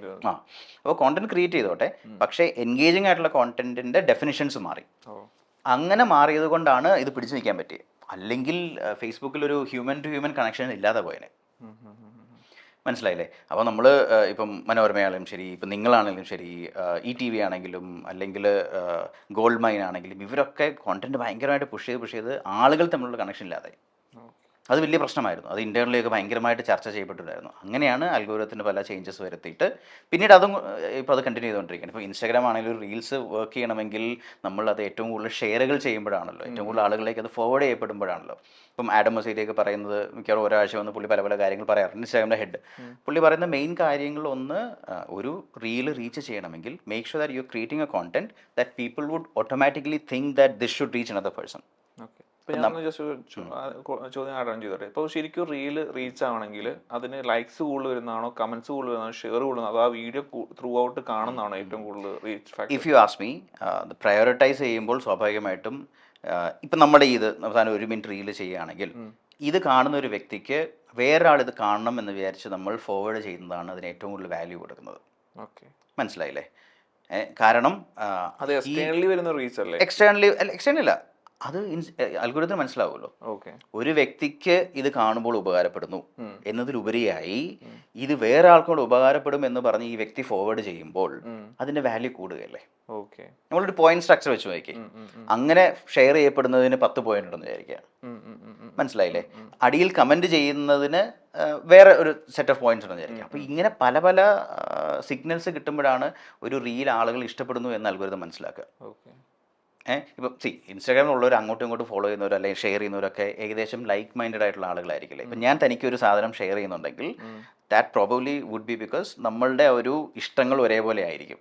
ഇപ്പം ഒരാൾ ഒരു തെന്നിയടിച്ച് വീഴുന്ന ഒരു വീഡിയോ ആണ് ഞാൻ താങ്കൾക്ക് ഷെയർ ചെയ്യുന്നതെങ്കിൽ നമ്മളുടെ ഉള്ളിൽ അങ്ങനെയുള്ള ഒരു തമാശ ബന്ധമുണ്ട് എന്ന് അൽഗോരിതം സ്വാഭാവികമായിട്ട് മനസ്സിലാവില്ലേ. അപ്പോൾ അങ്ങനെയുള്ള ആളുകളിലേക്ക് ഇത് പുഷ് ചെയ്യാൻ ശ്രമിക്കും. ഒരു എങ്ങോട്ട് തിരിഞ്ഞാലും അത് സിഗ്നലാണ് അൽഗോരിതത്തിനെ സംബന്ധിച്ചോളം. നമ്മൾ കമന്റ് ചെയ്യുമ്പോൾ നമ്മൾ ചിലപ്പോൾ നമ്മുടെ ഫ്രണ്ടിനെ നമ്മൾ ടാഗ് ചെയ്യുന്നില്ലേ. അപ്പോൾ അവിടെ ഒക്കെ ആ ഒരു കമ്മ്യൂണിറ്റി ബിൽഡിംഗ് ആസ്പെക്ട് നടക്കുകയല്ലേ. അപ്പോൾ ഇതൊക്കെ അതിന്റെ ഓരോ സിഗ്നൽസ് ആയിട്ടാണ് കൺസിഡർ ചെയ്യുക. അപ്പം കൂടുതലും ഷെയർ ചെയ്യാൻ പെടുന്ന അതെ, പക്ഷെ ഒരിക്കലും നമ്മൾ ഡിസ്ക്രിപ്ഷനിൽ മെൻഷൻ ചെയ്യരുത് ഷെയർ ദിസ് ടു 5 people എന്നോ. കാരണം എൻഗേജ്മെന്റ് എന്നുള്ളത് പ്ലാറ്റ്ഫോമിനെ സംബന്ധിച്ചോളം, ഏതൊരു പ്ലാറ്റ്ഫോമിനെ സംബന്ധിച്ചോളം ഓർഗാനിക് ആയിരിക്കണം. നമ്മൾ പറഞ്ഞിട്ടായിരിക്കരുത് എൻഗേജ്മെന്റ് ഉണ്ടാക്കുന്നത്. ഈ ഗീവ് അവേ ഒക്കെ നടത്തി ഫോളോവേഴ്സിന് കൂട്ടുന്ന സംഭവം ഉണ്ടല്ലോ. ഇപ്പം ഐഫോൺ കൊടുക്കാം, അല്ലെങ്കിൽ 1 ലക്ഷം രൂപ കൊടുക്കാം, ഈ കമന്റ് ഒരു 5 ഇടുക, അല്ലെങ്കിൽ ഈ പറഞ്ഞ 3 അക്കൗണ്ട് കൊളാബ് 3 അക്കൗണ്ട് ഫോളോ ചെയ്യുക. അപ്പോൾ അതൊക്കെ ഇൻസ്റ്റാഗ്രാം സപ്പോർട്ടീവ് ആണോ? ഐഡിയലി പ്ലാറ്റ്ഫോം അതിന് എഗൻസ്റ്റ് ആണ്. കാരണം പ്ലാറ്റ്ഫോമിൻ്റെ ഐഡിയോളജി എന്ന് പറയുന്നത് നിങ്ങൾക്ക് ഒരാൾ നിങ്ങളെ ഫോളോ ചെയ്യുന്നത് നിങ്ങൾ ഡിസ്ക്രിപ്ഷനിൽ പറഞ്ഞതുകൊണ്ടായിരിക്കരുത്, നിങ്ങളുടെ കോണ്ടന്റ് ഇഷ്ടപ്പെട്ടവരായിരിക്കണം. പക്ഷേ അതൊരു ലൂപ്പ് ഹോൾ എന്താണെന്ന് വെച്ചാൽ നിങ്ങളുടെ കോണ്ടന്റിൽ നിങ്ങൾക്ക് പറയാം ഫോളോ ചെയ്യാനായിട്ട്. തമ്മിൽ വ്യത്യാസമുണ്ട്. കാരണം കോണ്ടന്റ് കാണുന്ന ഒരാൾ കണ്ടുകൊണ്ടിരിക്കുന്ന ഇടയ്ക്ക് ഫോളോ ചെയ്യാൻ പറയുന്നതിൽ തെറ്റില്ല. പക്ഷെ അത് കാണുന്നതിന് മുമ്പ് തന്നെ ഡിസ്ക്രിപ്ഷനിൽ നിങ്ങൾ 10 പേരെ ഫോളോ ചെയ്യൂ, 3 പേരെ മെൻഷൻ, അല്ലെ 3 അക്കൗണ്ട് മെൻഷൻ ചെയ്യൂ, ഫോളോ ചെയ്യൂ എന്ന് പറയുന്നത് പ്ലാറ്റ്ഫോമിൻ്റെ ഗൈഡ് ലൈൻസിന് എഗൻസ്റ്റ് ആണ്. അപ്പോൾ അതൊരു തിൻ ലൈനാണ്. അപ്പോൾ അതിനെ എങ്ങനെ നല്ല രീതിയിൽ ഉപയോഗിക്കാൻ പറ്റുമെന്ന് അറിയുന്നവരാണ്. ഇപ്പോൾ ഒരുപാട് പേർക്ക് ഈ പറഞ്ഞ 4-5 മില്യൺ ഈ ഗീവ് അവേ നടത്തി മാത്രമായിട്ട് ചെയ്യുന്നു. അതിൽ തെറ്റ് പറയാൻ പറ്റില്ലല്ലോ. അതെങ്ങനെ തെറ്റ് പറയാൻ പറ്റും? അതും ഒരു കോണ്ടന്റ് തന്നെയല്ലേ. നമ്മളൊക്കെ ചെയ്യുന്നതല്ലേ. ഇപ്പം ആഡ്സ് റൺ ചെയ്യുന്നില്ലേ, നമ്മൾ 1000 രൂപ മുടക്കിയിട്ട് ഒരു ആഡ് റൺ ചെയ്യുന്നില്ലേ. അപ്പം അങ്ങനെയാണെങ്കിൽ അതും തെറ്റല്ലേ?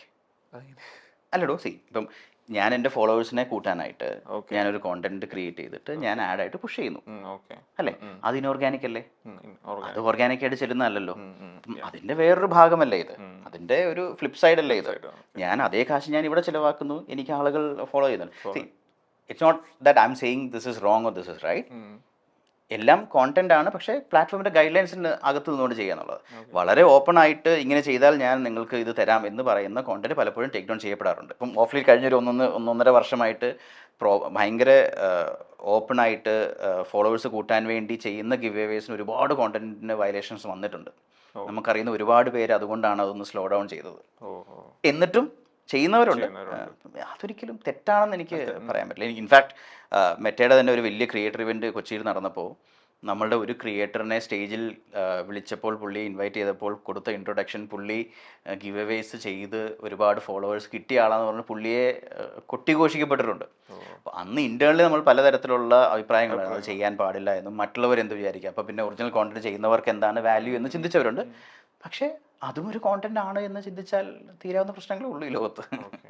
ഞാൻ ചോദിക്കട്ടെ, ഈ ഭയങ്കരമായിട്ടുള്ളൊരു ഒരു ഒരു കോൺട്രവേഴ്സിയാണ് നമ്മൾ ഈ മെറ്റ നമ്മുടെ കോൺവെർസേഷൻ റീഡ് ചെയ്യുന്നു.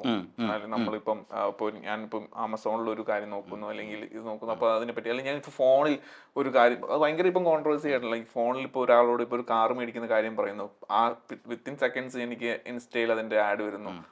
ഓക്കെ, തനിക്ക് എന്താ തോന്നുന്നത്? എനിക്കുണ്ടെന്ന് തോന്നുന്നു. ഉണ്ടെന്ന് തോന്നുന്നു. ഓക്കെ, നമുക്കിവിടെ പല ക്യാമറയുടെ പുറകിലെ ആളുകളുണ്ടല്ലോ, എന്താ തോന്നുന്നത്? ഉണ്ടെന്നാണോ തോന്നുന്നത്? ഓക്കെ, ഇവിടെ ഞാൻ മാത്രമേ ഉള്ള പറ്റയ്ക്ക് ഇപ്പോഴത്തെ സൈഡിൽ. അല്ല, ഞാൻ പറഞ്ഞുതരാം. ഞാൻ ലിറ്ററലി എൻ്റെ ഫ്രണ്ടിനോട് ഞാൻ സംസാരിക്കാം. അവൻ വീട് പണി നടക്കുക. അപ്പോൾ അവനോട് കർട്ടൻസിന്റെ കാര്യം ഞാൻ സംസാരിച്ചുകൊണ്ടിരിക്കുക. എനിക്ക് പിന്നെ കർട്ടൻസിന്റെ റീൽസ് അല്ലെ കർട്ടൻസിന്റെ ആഡ് വരുന്നു. എടോ, ഇത് കഴിഞ്ഞ 8.5 വർഷം മെറ്റയിൽ വർക്ക് ചെയ്ത ഒരു വ്യക്തി പറയുന്ന അതേ ഒരു ട്രസ്റ്റ് ഫാക്ടറിൽ താൻ എടുക്കുകയാണെങ്കിൽ തനിക്കിത് മനസ്സിലാവും. ഓക്കെ, ആദ്യം തന്നെ ഞാൻ പറയുന്നില്ല 100% മൈക്ക് ഓൺ ആവില്ല എന്നുള്ളത്. അത് സത്യമാണ്, ഓൺ ആവില്ല. ഓക്കെ, പക്ഷേ അത് എന്തുകൊണ്ടാണ് നിങ്ങളിങ്ങനെ കാണുന്നത് ഞാൻ പറയാം.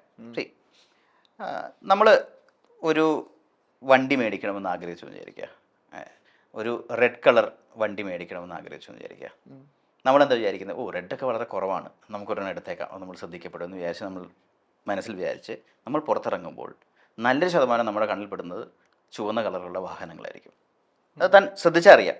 അല്ലെങ്കിൽ നമ്മൾ എന്തെങ്കിലും ഒരു സാധനം മേടിക്കണം, അവിടെ നിന്ന് ഒരാൾ തലയാട്ടുന്നുണ്ട്, ഒരു സാധനം മേടിക്കണം എന്ന് വിചാരിച്ചു കഴിഞ്ഞാൽ ആരെയും ഇല്ലെന്ന് വിചാരിച്ച് മേടിക്കുമ്പോഴായിരിക്കും പലരുടെയും കയ്യിൽ നമ്മൾ നോട്ട് ചെയ്യുന്നത്. അപ്പോൾ അതിൻ്റെ അർത്ഥം അവരിൽ അത് ഇല്ലായിരുന്നു എന്നല്ല, അതവിടെ ഉണ്ടായിരുന്നു, നമ്മൾ നോട്ട് ചെയ്തില്ല, നമ്മൾ ശ്രദ്ധിച്ചില്ല ആ വ്യക്തി അവിടെ അത് വെച്ചിട്ടുണ്ടെന്നോ അല്ലെങ്കിൽ ഇങ്ങനെയുള്ള കാറുകൾ ഓടുന്നുണ്ടോ എന്നുള്ളത്. അതുപോലെ തന്നെയാണിത്. നമ്മൾ ഒരു കാര്യം മേടിക്കണമെന്ന് ചിന്തിക്കുമ്പോൾ, ഇപ്പോൾ താൻ ഒരു സ്നീക്കേഴ്സ് മേടിക്കണം എന്ന് വിചാരിക്കുമ്പോൾ നമ്മൾ പോലും അറിയാതെ അതിന് മുമ്പ് ഉള്ള ചില ദിവസങ്ങളിൽ സ്നീക്കേഴ്സിൻ്റെ ഒരു വീഡിയോ നമ്മൾ കൂടുതൽ കണ്ടിട്ടുണ്ടാവും, നമ്മൾ അറിയാത്തതായിരിക്കാം. അങ്ങനെ ആഗ്രഹങ്ങൾ ഉണ്ടാകുന്ന ഒരു സെക്കൻഡിലല്ലോ ആഗ്രഹങ്ങളുണ്ട്, അതൊരു പ്രോസസ്സാണല്ലോ. നമ്മൾ പോലും അറിയാതെ സാധാരണഗതിയിൽ ഒരു നീല ഷൂവിൻ്റെ പരസ്യം വരുമ്പോൾ താങ്കൾ സ്കിപ്പ് ചെയ്യുമെങ്കിൽ ആ ആഴ്ച ചിലപ്പോൾ താനത് ഒരു 10 സെക്കൻഡ് കൂടുതൽ കണ്ടിട്ടുണ്ടാവും, which is a signal to the algorithm.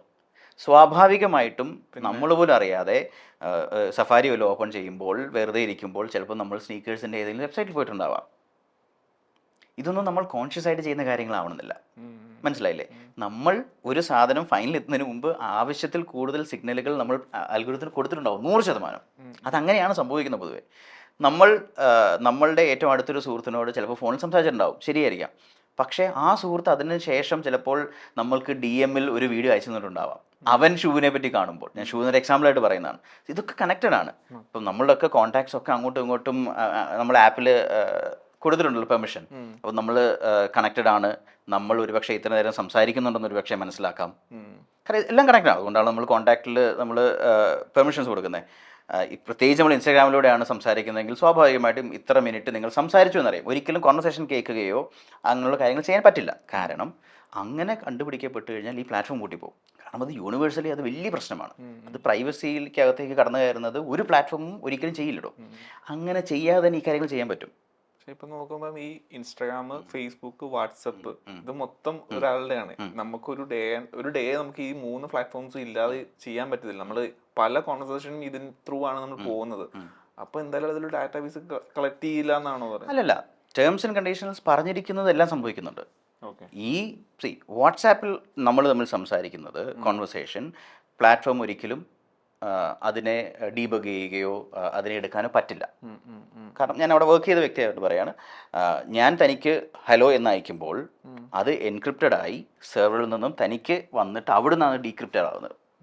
സെർവറിൽ ഇത് ഹലോ ആയിട്ടല്ല കിടക്കുന്നത്, മനസ്സിലായി? പിന്നെ അവിടെ ഒരിക്കലും ഒരു മാനുവലായിട്ട് ഒരാൾ ഇരുന്നിട്ട് ഓക്കെ മറ്റേ വയറെടുത്ത് കുത്തി ഇന്നയാൾക്ക് പണ്ട് നമ്മൾ മറ്റേ ടെലിഫോൺ എക്സ്ചേഞ്ചിൽ കുത്തുന്നില്ല, അതല്ലല്ലോ പരിപാടികൾ. 100% എൻക്രിപ്റ്റഡ് ആയിട്ട് തന്നെയാണ് പോകുന്നതും വരുന്നതും ഡീക്രിപ്റ്റഡ് ആവുന്നതും. അപ്പോൾ എന്തുകൊണ്ട് മാർക്ക് സക്കർബർഗിന്റെ ലാപ്പിൽ തന്നെ ഒരു മറ്റേ ക്യാമറയിലൊരു അല്ല, അത് ആരും അല്ല, അത് നമ്മുടെ ഒക്കെ ചെയ്യുന്നതാടോ. എന്താ അറിയോ, നമ്മൾ ഒരുപാട് വീഡിയോ കോൾസ് നമ്മൾ യൂസ് ചെയ്യുന്ന ആപ്സിൻ്റെ അല്ല, നമ്മൾ ഇന്റേണലി ഒരുപാട് വീഡിയോ കോൾസ് ചെയ്യുന്നതാണ്. പലപ്പോഴും സംഭവിക്കും നമ്മൾ അറിയാതെ ചിലപ്പം വീഡിയോ ഓൺ ആക്കി വെക്കും, മനസ്സിലായില്ലേ? കൈതട്ടി വീഡിയോ ഓൺ ആകാറുണ്ട്, അല്ലെങ്കിൽ ഓഡിയോ ഓൺ ആകാറുണ്ട്. അപ്പം അങ്ങനെ കൈതട്ടിയാലും അത് ഓഫായിട്ട് ഇരിക്കാൻ വേണ്ടി നമ്മളൊക്കെ ചെയ്യുന്നത്. നമുക്കൊക്കെ മറ്റേ ഒരു സാധനം മേടിച്ചിട്ട് അത് ചിലപ്പം നമ്മൾ ക്ലോസ് ചെയ്ത് വെക്കാറുണ്ട്. അതൊന്നും അതിൽ കൂടുതൽ പ്രാധാന്യം അർഹിക്കുന്ന ഒരു ഫോട്ടോയെ ആയിരുന്നില്ല അത്. അത് പൊതുവേ നമ്മളൊക്കെ ചെയ്തുകൊണ്ടിരുന്ന സാധനമാണ്. കാരണം ഒരു ദിവസം എങ്ങനെ പോയാലും 5-6 മണിക്കൂർ നമ്മൾ ചിലപ്പോൾ മീറ്റിങ്ങിലുണ്ടാവും. അപ്പോൾ ചില മീറ്റിംഗ് നമ്മൾ മുഖം കാണിക്കേണ്ട ആവശ്യം ഉണ്ടാവില്ലായിരിക്കാം. പക്ഷേ അറിയാതെ ചിലപ്പോൾ വീഡിയോ ഓണായി പോകും. അങ്ങനെയുള്ള അവസ്ഥകൾ ഒഴിവാക്കാൻ വേണ്ടിയാണ്, അല്ലാതെ പേടിച്ചിട്ടോ അല്ലെങ്കിൽ സ്വന്തം പ്ലാറ്റ്ഫോമിലുള്ള വിശ്വാസമില്ലായ്മയല്ല. ഞാൻ പറഞ്ഞ കുറെ പേരുടെ ട്രീറ്റ് ചെയ്ത ആ ഒരു ഫോട്ടോന് അതൊക്കെ പിന്നെ അത് അങ്ങനെ ട്രീറ്റ് ചെയ്യുമ്പോഴല്ലേ അതിന് എൻഗേജ്മെന്റ് കിട്ടുള്ളൂ, അല്ലാതെ ഇതിലൊന്നുമില്ല എന്ന് പറഞ്ഞു കഴിഞ്ഞാൽ അത് ട്രാവൽ ചെയ്യില്ലല്ലോ. ഞാൻ നേരത്തെ പറഞ്ഞ പോയിന്റിലേക്ക് ഒന്നുകൂടെ വരാം. അതുകൊണ്ട് തന്നെ നമ്മൾ പല കാര്യങ്ങളും നമ്മൾ സിഗ്നലിൽ കൊടുത്തിട്ടുണ്ട് പ്ലാറ്റ്ഫോമിൽ. പിന്നെ ഇതിൻ്റെ ഒരു ടെക്നിക്കൽ സൈഡുണ്ട്. നമ്മളിതൊക്കെ നമ്മൾ അങ്ങോട്ട് കൊടുക്കുന്ന സിഗ്നലിനേക്കാളൊക്കെ ഉപരി നമ്മൾ ഈ ചെയ്യുമ്പോൾ ആ സെക്കൻഡിൽ നമ്മൾ എന്ത് ചെയ്തു എന്ന് അറിയാനുള്ള ടെക്നോളജി ഉണ്ട്. ഇപ്പോൾ ഫേസ്ബുക്കിനെ സംബന്ധിച്ചോളം പിക്സൽ എന്ന് പറയുന്ന ഒരു ടെക്നോളജി ഉണ്ട്. അതെന്ന് പറഞ്ഞാൽ നമ്മളിപ്പോൾ ഒരു സഫാരിയിലോ അല്ലെങ്കിൽ ഒരു ക്രോമിലോ നമ്മൾ എന്ത് സെർച്ച് ചെയ്യുന്നു എന്നുള്ളത് എല്ലാ ആപ്പുകൾക്കും അങ്ങോട്ടും ഇങ്ങോട്ടും അറിയാം, നമ്മുടെ ഫോണിലുള്ളത് അത്യാവശ്യം നല്ല രീതിയിൽ. അപ്പം അവിടെ സെർച്ച് ചെയ്തിട്ട് തിരിച്ച് നമ്മൾ ഫേസ്ബുക്ക് ഓപ്പൺ ചെയ്യുമ്പോൾ ആമസോൺ ഒരു പരസ്യം ഇടും, മനസ്സിലായില്ലേ? തനിക്ക് തുറക്കുമ്പോൾ സ്വാഭാവികമായിട്ടും സ്നീക്കേഴ്സിന്റെ പരസ്യം വരും. അങ്ങനെ വരാൻ വേണ്ടി തന്നെയാണ് ഇത് ഡെവലപ്പ് ചെയ്തിരിക്കുന്നത്. അത് വരാതിരിക്കുമ്പോഴാണ് ഇത് വർക്ക് ചെയ്യുന്നില്ലെന്ന്. പക്ഷെ അത് ഓക്കെ, നമ്മളിപ്പോൾ സെർച്ച് ചെയ്ത് നമ്മൾ ഡാറ്റാബേസ് കൊടുക്കുന്നു. പക്ഷെ നമ്മൾ എൻ്റെ ഇത് വെച്ചാൽ ഫോൺ നമ്മൾ ഒരു 100% നമ്മളുടെ കോൺവെർസേഷൻ കേൾക്കുന്നില്ല. അത് ഞാൻ പഠിച്ചത് വെച്ചും ഞാൻ അവിടെ ജോലി വെച്ചിട്ടും എനിക്ക് നന്നായിട്ട് 100% പറയാൻ പറ്റും. എനിക്ക് ഒരാഴ്ച 2 ആഴ്ച മുമ്പ് ആഡം മൊസേരി തന്നെ ഇതിനെപ്പറ്റി സംസാരിച്ചിട്ടുണ്ട്. ഈ മൈക്ക് ഓൺ ആകുന്നുണ്ട് എന്ന് നിങ്ങളെപ്പോഴും പറയാറില്ല, ഇതാണ് അതിൻ്റെ ഉത്തരം എന്നുള്ളത്. പിന്നെ ഏതൊരു ഫോണിലും മൈക്ക് ഓൺ ആകും, പ്രത്യേകിച്ച് ഐഫോണിലൊക്കെ മൈക്ക് ഓൺ ആകുകയാണെങ്കിൽ നമുക്ക് ആ ഒരു ഓറഞ്ച് കളർ മുകളിലൊരു സാധനം വരും. It never happen. അപ്പം ഫോൺ മൈക്ക് ഓൺ ആകുന്നില്ല എന്ന് തന്നെയാണ് അതിൻ്റെ അർത്ഥം. ഞാൻ നേരത്തെ പറഞ്ഞ പോലെ ഇനി എന്തൊന്നുമല്ല എന്ന് വിശ്വസിക്കുന്നുണ്ടെങ്കിൽ അത് പ്യുവർ കോയിൻസിഡൻസ് ആണ്. അതും പുള്ളി പറയുന്നുണ്ട്. ചില സമയത്ത് പ്യുവർ കോയിൻസിഡൻസ് ആയിരിക്കും, നമ്മൾ ചിന്തിക്കാതെ പോലും ചിലപ്പോൾ നമ്മൾ ഒരാൾ പറയാൻ തുടങ്ങുന്നതിന് മുമ്പായിരിക്കും ചിലപ്പം അതേ സാധനം നമ്മൾ അയാളിൽ കാണുകയോ അല്ലെങ്കിൽ അയാൾ സംസാരിക്കുന്നത്. അത് പിന്നെ നമ്മുടെ കയ്യിൽ നിൽക്കുന്ന കാര്യമല്ല. അല്ലാതെ ടെക്നോളജിക്കലി ഇതിന് യാതൊരു സ്കോപ്പില്ലല്ലോ. 100% എനിക്ക് ഉറപ്പുണ്ട്. കാരണം നമ്മുടെ എക്സ്പീരിയൻസ് വെച്ചിട്ട് 100% നമ്മൾ കൊടുക്കുന്ന സിഗ്നലുകൾ കൊണ്ട് തന്നെയാണ്. പിന്നെ പറയുമ്പോൾ ഭയങ്കര രസമല്ലേ, പറയുമ്പോൾ നമുക്കിങ്ങനെ പറയുന്നതിനാണ് കൂടുതൽ റീച്ച് കിട്ടുക. അത് മൈക്ക് കേൾക്കുന്നതാണെന്നും അല്ലെങ്കിൽ ഒരിക്കലും സംഭവിക്കില്ല എന്നും അതൊരു വേറെ കോണ്ടന്റ് ആണെന്ന് മാത്രമേ ഉള്ളൂ. അതിനെപ്പറ്റി കോണ്ടന്റ് ചെയ്തവരോ പറഞ്ഞവരോ ഞാൻ ഡീമീൻ ചെയ്യല്ല. പക്ഷേ please understand that is not how it works. ഇനി നമ്മൾ ടെക്നിക്കൽ സ്ഥലം ഒന്ന് മാറ്റി വെച്ചാൽ നമുക്ക് ആദ്യം തുടങ്ങിയ ഒരു സ്ഥലമുണ്ട്. നമ്മൾ എവിടെ തുടങ്ങി? നമ്മൾ കോളേജൊക്കെ തുടങ്ങി. എനിക്ക് റേഡിയോ ബാങ്കിൽ പോലും ജോയിൻ ചെയ്തില്ല. ഓ, താൻ കല്യാണം, താൻ ലവ് മാരേജിനെ പറ്റിയാണ് ചോദിച്ചതല്ലേ? ഓ, അവിടെ നിന്നാണ് തുടങ്ങിയത്. അപ്പം 2007 ഞാൻ എൻ്റെ 2ാമത്തെ ഡിഗ്രി കംപ്ലീറ്റ് ചെയ്യുന്നു. ഇലക്ട്രോണിക് മീഡിയ, വിക്കി ഒക്കെ ഉണ്ടായിരുന്നു പറഞ്ഞാൽ. അത് കഴിഞ്ഞ് അങ്ങ് പോയത്, ആ വഴി പോയത്. ഓക്കെ, തിരിച്ചു വരുന്നു. അപ്പോൾ ആ സമയം ആ ഒരു 3 വർഷം എന്ന് പറയുന്നത് എൻ്റെ ലൈഫിലെ ഏറ്റവും വലിയൊരു ടേണിംഗ് പോയിന്റ് ആയിരുന്നു. കാരണം ചെന്നൈയിൽ പോകുന്നു, നമ്മൾ കേരളം വിട്ട് ആദ്യമായി പുറത്തേക്ക് പോകുന്നു, ജീവിക്കാൻ പോകുന്നു സ്വന്തമായിട്ട്. ആ സമയത്ത് ഫോണൊക്കെ നമ്മൾ റിച്ചി സ്ട്രീറ്റിലും അല്ലെങ്കിൽ പാരീസ് കോർണറിലൊക്കെ പോയി 2004, 5, 6 ആ സമയത്ത് ഞാൻ നമ്മളുടെ മദ്രാസ് യൂണിവേഴ്സിറ്റിയുടെ തിയേറ്റർ ഗ്രൂപ്പിൽ ഞാൻ മെമ്പറായിരുന്നു. തിയേറ്റർ ഗ്രൂപ്പിൽ എന്ന് പറയുമ്പോൾ സ്കിറ്റ്, മൈം പരിപാടികളിലൊക്കെ നമ്മൾ ആക്റ്റീവ് പാർട്ടിസിപ്പേഷൻ ഉണ്ടായിരുന്നു.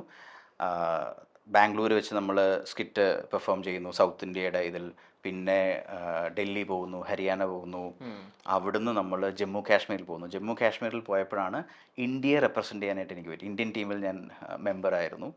South Asian University youth festival എന്ന് പറയുന്ന സൗത്ത് ഏഷ്യയിലുള്ള എല്ലാ കൺട്രീസും ചേർന്നിട്ടുള്ള യൂണിവേഴ്സിറ്റി യൂത്ത് ഫെസ്റ്റിവൽസ് എല്ലാ വർഷവും നടക്കാറുണ്ട്. അപ്പോൾ ആ വർഷം ഇന്ത്യയിലായിരുന്നു, ജമ്മു കാശ്മീരിലായിരുന്നു. അപ്പം ഇന്ത്യയെ റെപ്രസെൻ്റ് ചെയ്യുന്ന മൈം ടീമിലെ മെമ്പറായിരുന്നു ഞാൻ. അവിടെ പാകിസ്ഥാൻ ഉണ്ടാവും, നേപ്പാൾ, ഭൂട്ടാൻ, ശ്രീലങ്ക, മൗറീഷ്യസ്, മാൽഡീവ്സ്, അങ്ങനെ ഒരു 8-9 കൺട്രീസ് ഉള്ള ഒരു യൂണിവേഴ്സിറ്റി യൂത്ത് ഫെസ്റ്റിവലായിരുന്നു. അപ്പോൾ അങ്ങനെ ഇപ്പോൾ നമ്മളിങ്ങനെ എന്താ പറയുന്നത്, വിരാജിക്കുകയായിരുന്നു. നമുക്ക് ഏറ്റവും ഇഷ്ടമുള്ള കാര്യങ്ങൾ തന്നെ ചെയ്ത് അതിൻ്റെയൊക്കെ ഫലമായിട്ട് മദ്രാസ് യൂണിവേഴ്സിറ്റി ഞാൻ ഫസ്റ്റ് റാങ്ക് ആയിരുന്നു. ഗ്രേസ് മാർക്ക് അല്ല, ഇതിനൊന്നും ഗ്രേസ് മാർക്ക് ഉള്ളതല്ല, പ്രോപ്പറായിട്ട് എല്ലാ പരീക്ഷയും. അത് വേറെ മൂഡായിരുന്നുള്ളൂ. I be very open. മറ്റേത് നമ്മൾ 60% എന്നൊക്കെ പറഞ്ഞത് തട്ടിയും മുട്ടിയും കിട്ടി എന്നാണെങ്കിൽ ഇല്ല, ഇതെന്ന് പറഞ്ഞാൽ പ്രോപ്പറായിട്ട് പഠിക്കുക എന്നുള്ളവരെയായിട്ട് പഠിക്കേണ്ടി വന്നില്ലടോ. കാരണം നമുക്ക് ഇഷ്ടമുള്ള കാര്യങ്ങളായിരുന്നല്ലോ. ഇലക്ട്രോണിക് മീഡിയയുടെ ഒക്കെ ചോദ്യങ്ങൾ എന്ന് പറയുന്നത്, നിങ്ങൾക്ക് പ്രധാനമന്ത്രി ഇന്റർവ്യൂ ചെയ്യാൻ ഒരു അവസരം കിട്ടിയാൽ നിങ്ങൾ എന്ത് ചെയ്യും, ഇങ്ങനെയുള്ള ചോദ്യങ്ങൾ വരെയുണ്ട്. അപ്പം നമുക്ക് ഒരുപാട് എഴുതാൻ പറ്റും. ഞാൻ ഒട്ടും എക്സാജറേറ്റ് ചെയ്യില്ല, ഓരോ എക്സാമും ഏകദേശം ഒരു 70-75 പേപ്പറുകൾ എഴുതുമായിരുന്നു. അതൊരു വാശിയായിരുന്നു. എൻ്റെ മനസ്സിൽ ഓരോ പേജിന് 1 മാർക്ക് കിട്ടിയാൽ തന്നെ നമുക്ക് 75 മാർക്ക് കിട്ടും. Paper extra sheet. അയ്യോ, അതിനാളായിരുന്നു ഞാൻ. അതിൻ്റെ കൂടെ ഇരിക്കുന്ന നമ്മുടെ ഫ്രണ്ട്സ് കാണുന്നുണ്ടെങ്കിൽ അവർക്കറിയാം കൈ ഏറ്റവും കൂടുതൽ പൊക്കിയിട്ടുള്ള അതൊരു ഒരു ഒരു വാശിയും ഒരു രസവും. അങ്ങനെയാണ് കംപ്ലീറ്റ് ചെയ്യുന്നത് ഡിഗ്രി. പിന്നെ അതിനുശേഷം ആക്ച്വലി ഞാനൊരു MA journalism and mass communication ചെയ്തു, കംപ്ലീറ്റ് ചെയ്തു. പക്ഷേ ഞാൻ അതിൻ്റെ സർട്ടിഫിക്കറ്റ് മേടിക്കാൻ പോയില്ല, ഡിസ്റ്റൻസ് എഡ്യൂക്കേഷൻ ആയിട്ട് ചെയ്തതാണ്. അത് പെരിയാർ യൂണിവേഴ്സിറ്റിയിൽ. സത്യം പറഞ്ഞാൽ ഒരു 5 യൂണിവേഴ്സിറ്റിയിൽ കണ്ട് പഠിച്ചിട്ടുണ്ടോ. Calicut university, MG university, Periyar university, അതിൻ്റെ ഇടയ്ക്ക് ഒരു 2 ഡിസ്റ്റൻസ് എഡ്യൂക്കേഷൻ ഞാൻ ഒരു 6 മാസം വെച്ച് പഠിച്ചത് ഡ്രോപ്പ് ചെയ്തത്. അങ്ങനെ ഒരു 5 യൂണിവേഴ്സിറ്റിയിൽ പഠിച്ചിട്ടുണ്ട്. കോളേജ് അപ്പം അങ്ങനെ കഴിഞ്ഞു. അത് കഴിഞ്ഞ ഉടനെയാണ് 2007 രസികരാജ നമ്പർ 1 എന്ന് പറയുന്ന കേരളത്തിലെ ആദ്യത്തെ സൂര്യ TVയിലെ രമ്യേച്ചി ആങ്കറായിട്ടുള്ള ബൈജു ബാബുചേട്ടനൊക്കെ ജഡ്ജസ് ആയിട്ടുണ്ടായിരുന്ന ഷോ. ആ ഷോയിൽ ഞാൻ അസിസ്റ്റന്റ് ഡയറക്ടറായിട്ട് സ്റ്റാർട്ട് ചെയ്യുന്നു. അതാണ് എൻ്റെ റേഡിയോ മാഗൊക്കെ മുമ്പ് 2007. അപ്പോൾ ആ വർഷം നമ്മളുടെ ഏത് സ്റ്റുഡിയോ ആയിരുന്നു, AVM സ്റ്റുഡിയോയിൽ വെച്ചിട്ടായിരുന്നു ഷൂട്ട്. അതാണ് കേരളത്തിലെ ആദ്യത്തെ റിയാലിറ്റി ഷോ. സലീമൊക്കെയാണ് അതിൻ്റെ സ്ക്രിപ്റ്റ് എഴുതിയിരുന്നത്, BC നൗഫലൊക്കെ ആയിരുന്നു അതിൻ്റെ ഡയറക്ഷൻ. അപ്പം അങ്ങനെ ആദ്യമായിട്ട് അവിടെ പോയി നിന്ന് ടൈം കോഡ് മാർക്ക് ചെയ്യുക. അന്ന് ഇതാണല്ലോ, ടേപ്പിലാണല്ലോ. അപ്പോൾ ഓരോ സ്കിറ്റും എത്ര നേരം തൊട്ട് എത്ര നേരം വരെ, ക്ലാപ്പ് അല്ല, നമ്മുടെ ടൈം കോഡ് മാർക്ക് ചെയ്യുന്ന വെച്ചാൽ നമുക്ക് ഷൂട്ട് ചെയ്യുമ്പം ഒരു സ്കിറ്റ് 15 മിനിറ്റ് ആണെങ്കിൽ നമ്മളുടെ ടേപ്പിൽ 1.00 തൊട്ട് 130 വരെ ഇന്ന സ്കിറ്റാണ്, മറ്റേ ഇന്നതാണ് ഇന്ന ടൈം കോഡിൽ സംഭവിച്ചത് എന്ന് എഴുതി വെക്കുന്നതായിരുന്നു എൻ്റെ ആദ്യത്തെ ജോലി. ആ വർഷം തന്നെ ഡിസംബറിൽ ഞാൻ ഹലോ FM എന്ന് പറയുന്ന തമിഴിലെ റേഡിയോ സ്റ്റേഷനിൽ, ദിനത്തന്തി എന്ന് പറയുന്ന വലിയ ഗ്രൂപ്പിന്, ഇവിടെ നമ്മളിങ്ങനെ മനോരമ റേഡിയോ മാഗോ എന്ന് പറയും, അതേപോലെ ദിനത്തന്തിയുടെ ഹലോ FMൽ സൗണ്ട് എഞ്ചിനീയറായിട്ട് ജോലി കയറി. നേരെ പോണ്ടിച്ചേരിക്ക് വിട്ടു. അങ്ങനെയാണ് എൻ്റെ ലൈഫിൽ. അറിയാതെ അറിയാതെ പറഞ്ഞാൽ വളരെ 1-2 സോഫ്റ്റ്വെയർസ് ഉപയോഗിക്കാൻ അറിയാമെന്ന് മാത്രം. അവരറിയാമെന്ന് ചോദിച്ചു. നമ്മളുടെ ഇതേ കോൺഫിഡൻസ് അന്നും ഉണ്ടായിരുന്നത് കൊണ്ട് അറിയില്ലായിരുന്നത് കൊണ്ട് അറിയാമെന്ന് പറഞ്ഞു. അങ്ങനെ 12,000 രൂപ ശമ്പളത്തിൽ ഒരു 5 ഡിജിറ്റ്. അത് തന്നെ 5 ഡിജിറ്റ്. ഞാൻ 5 ഡിജിറ്റ് എന്നല്ല പറഞ്ഞു, ഞാൻ കറക്റ്റ് 12,000 വേണമെന്ന് പറഞ്ഞു. നമ്മുടെ സുഹൃത്ത് ഐ നീഡ് 5 ഡിജിറ്റ് സാലറി എന്ന് പറയുമ്പോൾ അവന് 10,000 കൊടുത്തു. 2,000 കൂട്ടി. അന്നേ നമ്മൾ 12,000 കയറുന്നു. പിന്നെ ഒരു 3 വർഷം ഞാൻ പോണ്ടിച്ചേരിയിലായിരുന്നു. എൻ്റെ ആധാർ ഇപ്പോഴും പോണ്ടിച്ചേരിയാണ്. എൻ്റെ വണ്ടികൾ പോണ്ടിച്ചേരി രജിസ്ട്രേഷൻ ആയത് ഞാനിത് വേറൊന്നും കൊണ്ടല്ല. വൺസ് ആൻഡ് ഫോർ എവർ ഞാൻ പറയുകയാണ്, എൻ്റെ ആധാർ, ഞാനൊരു പോണ്ടിച്ചേരി സിറ്റിസൺ ആണ് എന്നുള്ളത് കൊണ്ടാണ്. അവിടുത്തെ ബന്ധങ്ങളും, അവിടെ ഞാൻ ഒരു അണ്ണൻ്റെയും അവരുടെയൊക്കെ വീട്ടിലാണ് താമസിച്ചതും. അന്ന് എനിക്ക് BSNLൻ്റെ ലാൻഡ് ലൈൻ കണക്ഷൻ എൻ്റെ പേരിൽ പോണ്ടിച്ചേരിയിൽ ഒരു വീട്ടിലുണ്ടായിരുന്നു. അപ്പോൾ അതിൻ്റെയൊക്കെ ഭാഗമായി ആണ് ആധാറും ഒക്കെ. കഥാനായിക. അങ്ങനെ അപ്പോഴത്തേന് 27 വയസ്സായി പെട്ടെന്ന്. അങ്ങനെ ഒരു 3 വർഷം പോണ്ടിച്ചേരി കൊണ്ട് കഴിയുമ്പോഴത്തേന് 27 വയസ്സാവുന്നു. കല്യാണം കഴിക്കണമെന്ന് ആഗ്രഹം വരുന്നു. പിന്നെ നാട്ടിലേക്ക് വരാം. വന്നാൽ നമുക്ക് മലയാള മനോരമയിൽ എവിടെയെങ്കിലും അല്ലടോ 27 വയസ്സായി എന്നുള്ള തിരിച്ചറിവിൽ പിന്നെ വീട്ടിൽ സ്വാഭാവികമായിട്ട് ചോദിക്കുമല്ലോ, ഇനി കല്യാണം കഴിച്ചുകൂടെ എന്ന് ചോദിച്ചപ്പോൾ, ഇത്രയും വർഷം നമ്മൾ പുറത്തായിരുന്നല്ലോ, നമ്മളൊരു 2001 വീട്ടിൽ നിന്ന് ഇറങ്ങിയതാണ്. പിന്നെ തിരിച്ചു വരുന്നത് 2010 അപ്പം ആ സമയത്ത് 17 to 27 വരെയുള്ള ജേണിയിലായിരുന്നു. അങ്ങനെ കല്യാണം കഴിക്കണം, അങ്ങനെയാണെങ്കിൽ ഏറ്റവും നല്ലത് കേരളത്തിൽ വരുന്നു, മലയാള മനോരമയിൽ ജോലി കിട്ടുന്നു, ഒരു M4 മാരിയിൽ നമ്മൾ ഡിസ്കൗണ്ടോടുകൂടി 30% ഡിസ്കൗണ്ടോടുകൂടി നമ്മൾ പേര് കൊടുക്കുന്നു, മനോരമ പ്രൊഡക്റ്റ് ആയതുകൊണ്ട്. അതെ, പെണ്ണ് കിട്ടുന്നു, നമ്മൾ കല്യാണം കഴിക്കുന്നു. വളരെ എളുപ്പം എന്ന അല്ല, ഡിസ്കൗണ്ട് കിട്ടിയെന്നുള്ളതല്ലാതെ മാട്രിമോണി വരെ കിട്ടിയതൊന്നും സെറ്റായില്ല. അപ്പോഴാണ് അശ്വതിയെ കാണുന്നത്. അങ്ങനെ റേഡിയോ മാംഗോയിൽ എനിക്ക് ജോലി കിട്ടി RJ ആയിട്ട്. കാലിക്കറ്റിൽ ഞാനൊരു 1.5 വർഷം RJ ആയിരുന്നു. കാലിക്കറ്റിൽ ഞാൻ ജോയിൻ ചെയ്തു. പിറ്റേ മാസം അവിടുത്തെ സൗണ്ട് എഞ്ചിനീയറിൻ്റെ കല്യാണം, ജോർജിൻ്റെ കല്യാണത്തിന് കോട്ടയത്ത് നമ്മളെല്ലാവരും കൂടെ പോകുന്നു. ജോജിയേട്ടൻ കല്യാണം കഴിക്കുന്നു ഗായത്രിയുടെ അനിയത്തി അശ്വതി. കഴിഞ്ഞ ഒക്ടോബർ 25. അല്ല, അശ്വതി എന്ന് പറയുന്ന ഒരു ക്രിസ്ത്യൻ നെയിമാണ്. അവരുടെ ഫാമിലിയിൽ ആ ഒരു ജനറേഷനിലുണ്ടായ എല്ലാവരുടെയും പേര് അശ്വതി, ഗായത്രി, സുപർണ, ശ്രീകുട്ടൻ, യദു, അങ്ങനെയായിരുന്നു. എല്ലാവരും ക്രിസ്ത്യൻസ്, എല്ലാവരും നല്ല റോമൻ കാത്തലിക്സ് ആണ്. പക്ഷെ എല്ലാവരും അശ്വതിയുടെ പേര് അശ്വതി റാഫേൽ എന്നാണ്, ഗായത്രി റാഫേൽ എന്നാണ്. അപ്പോൾ അങ്ങനെ ഈ ചോദ്യം ഞാൻ ഒരുപാട് കേട്ടിട്ടുള്ളത് കൊണ്ടാണ് ഇത്രയും പെട്ടെന്ന് മറുപടി വരാൻ പറഞ്ഞത്. അപ്പം അങ്ങനെ അശ്വതിയെ എനിക്കൊന്ന് കഴിഞ്ഞ ഒക്ടോബർ 24 ഞങ്ങൾ തമ്മിൽ കണ്ടിട്ട് ഒരു 15 വർഷമാകുന്നു.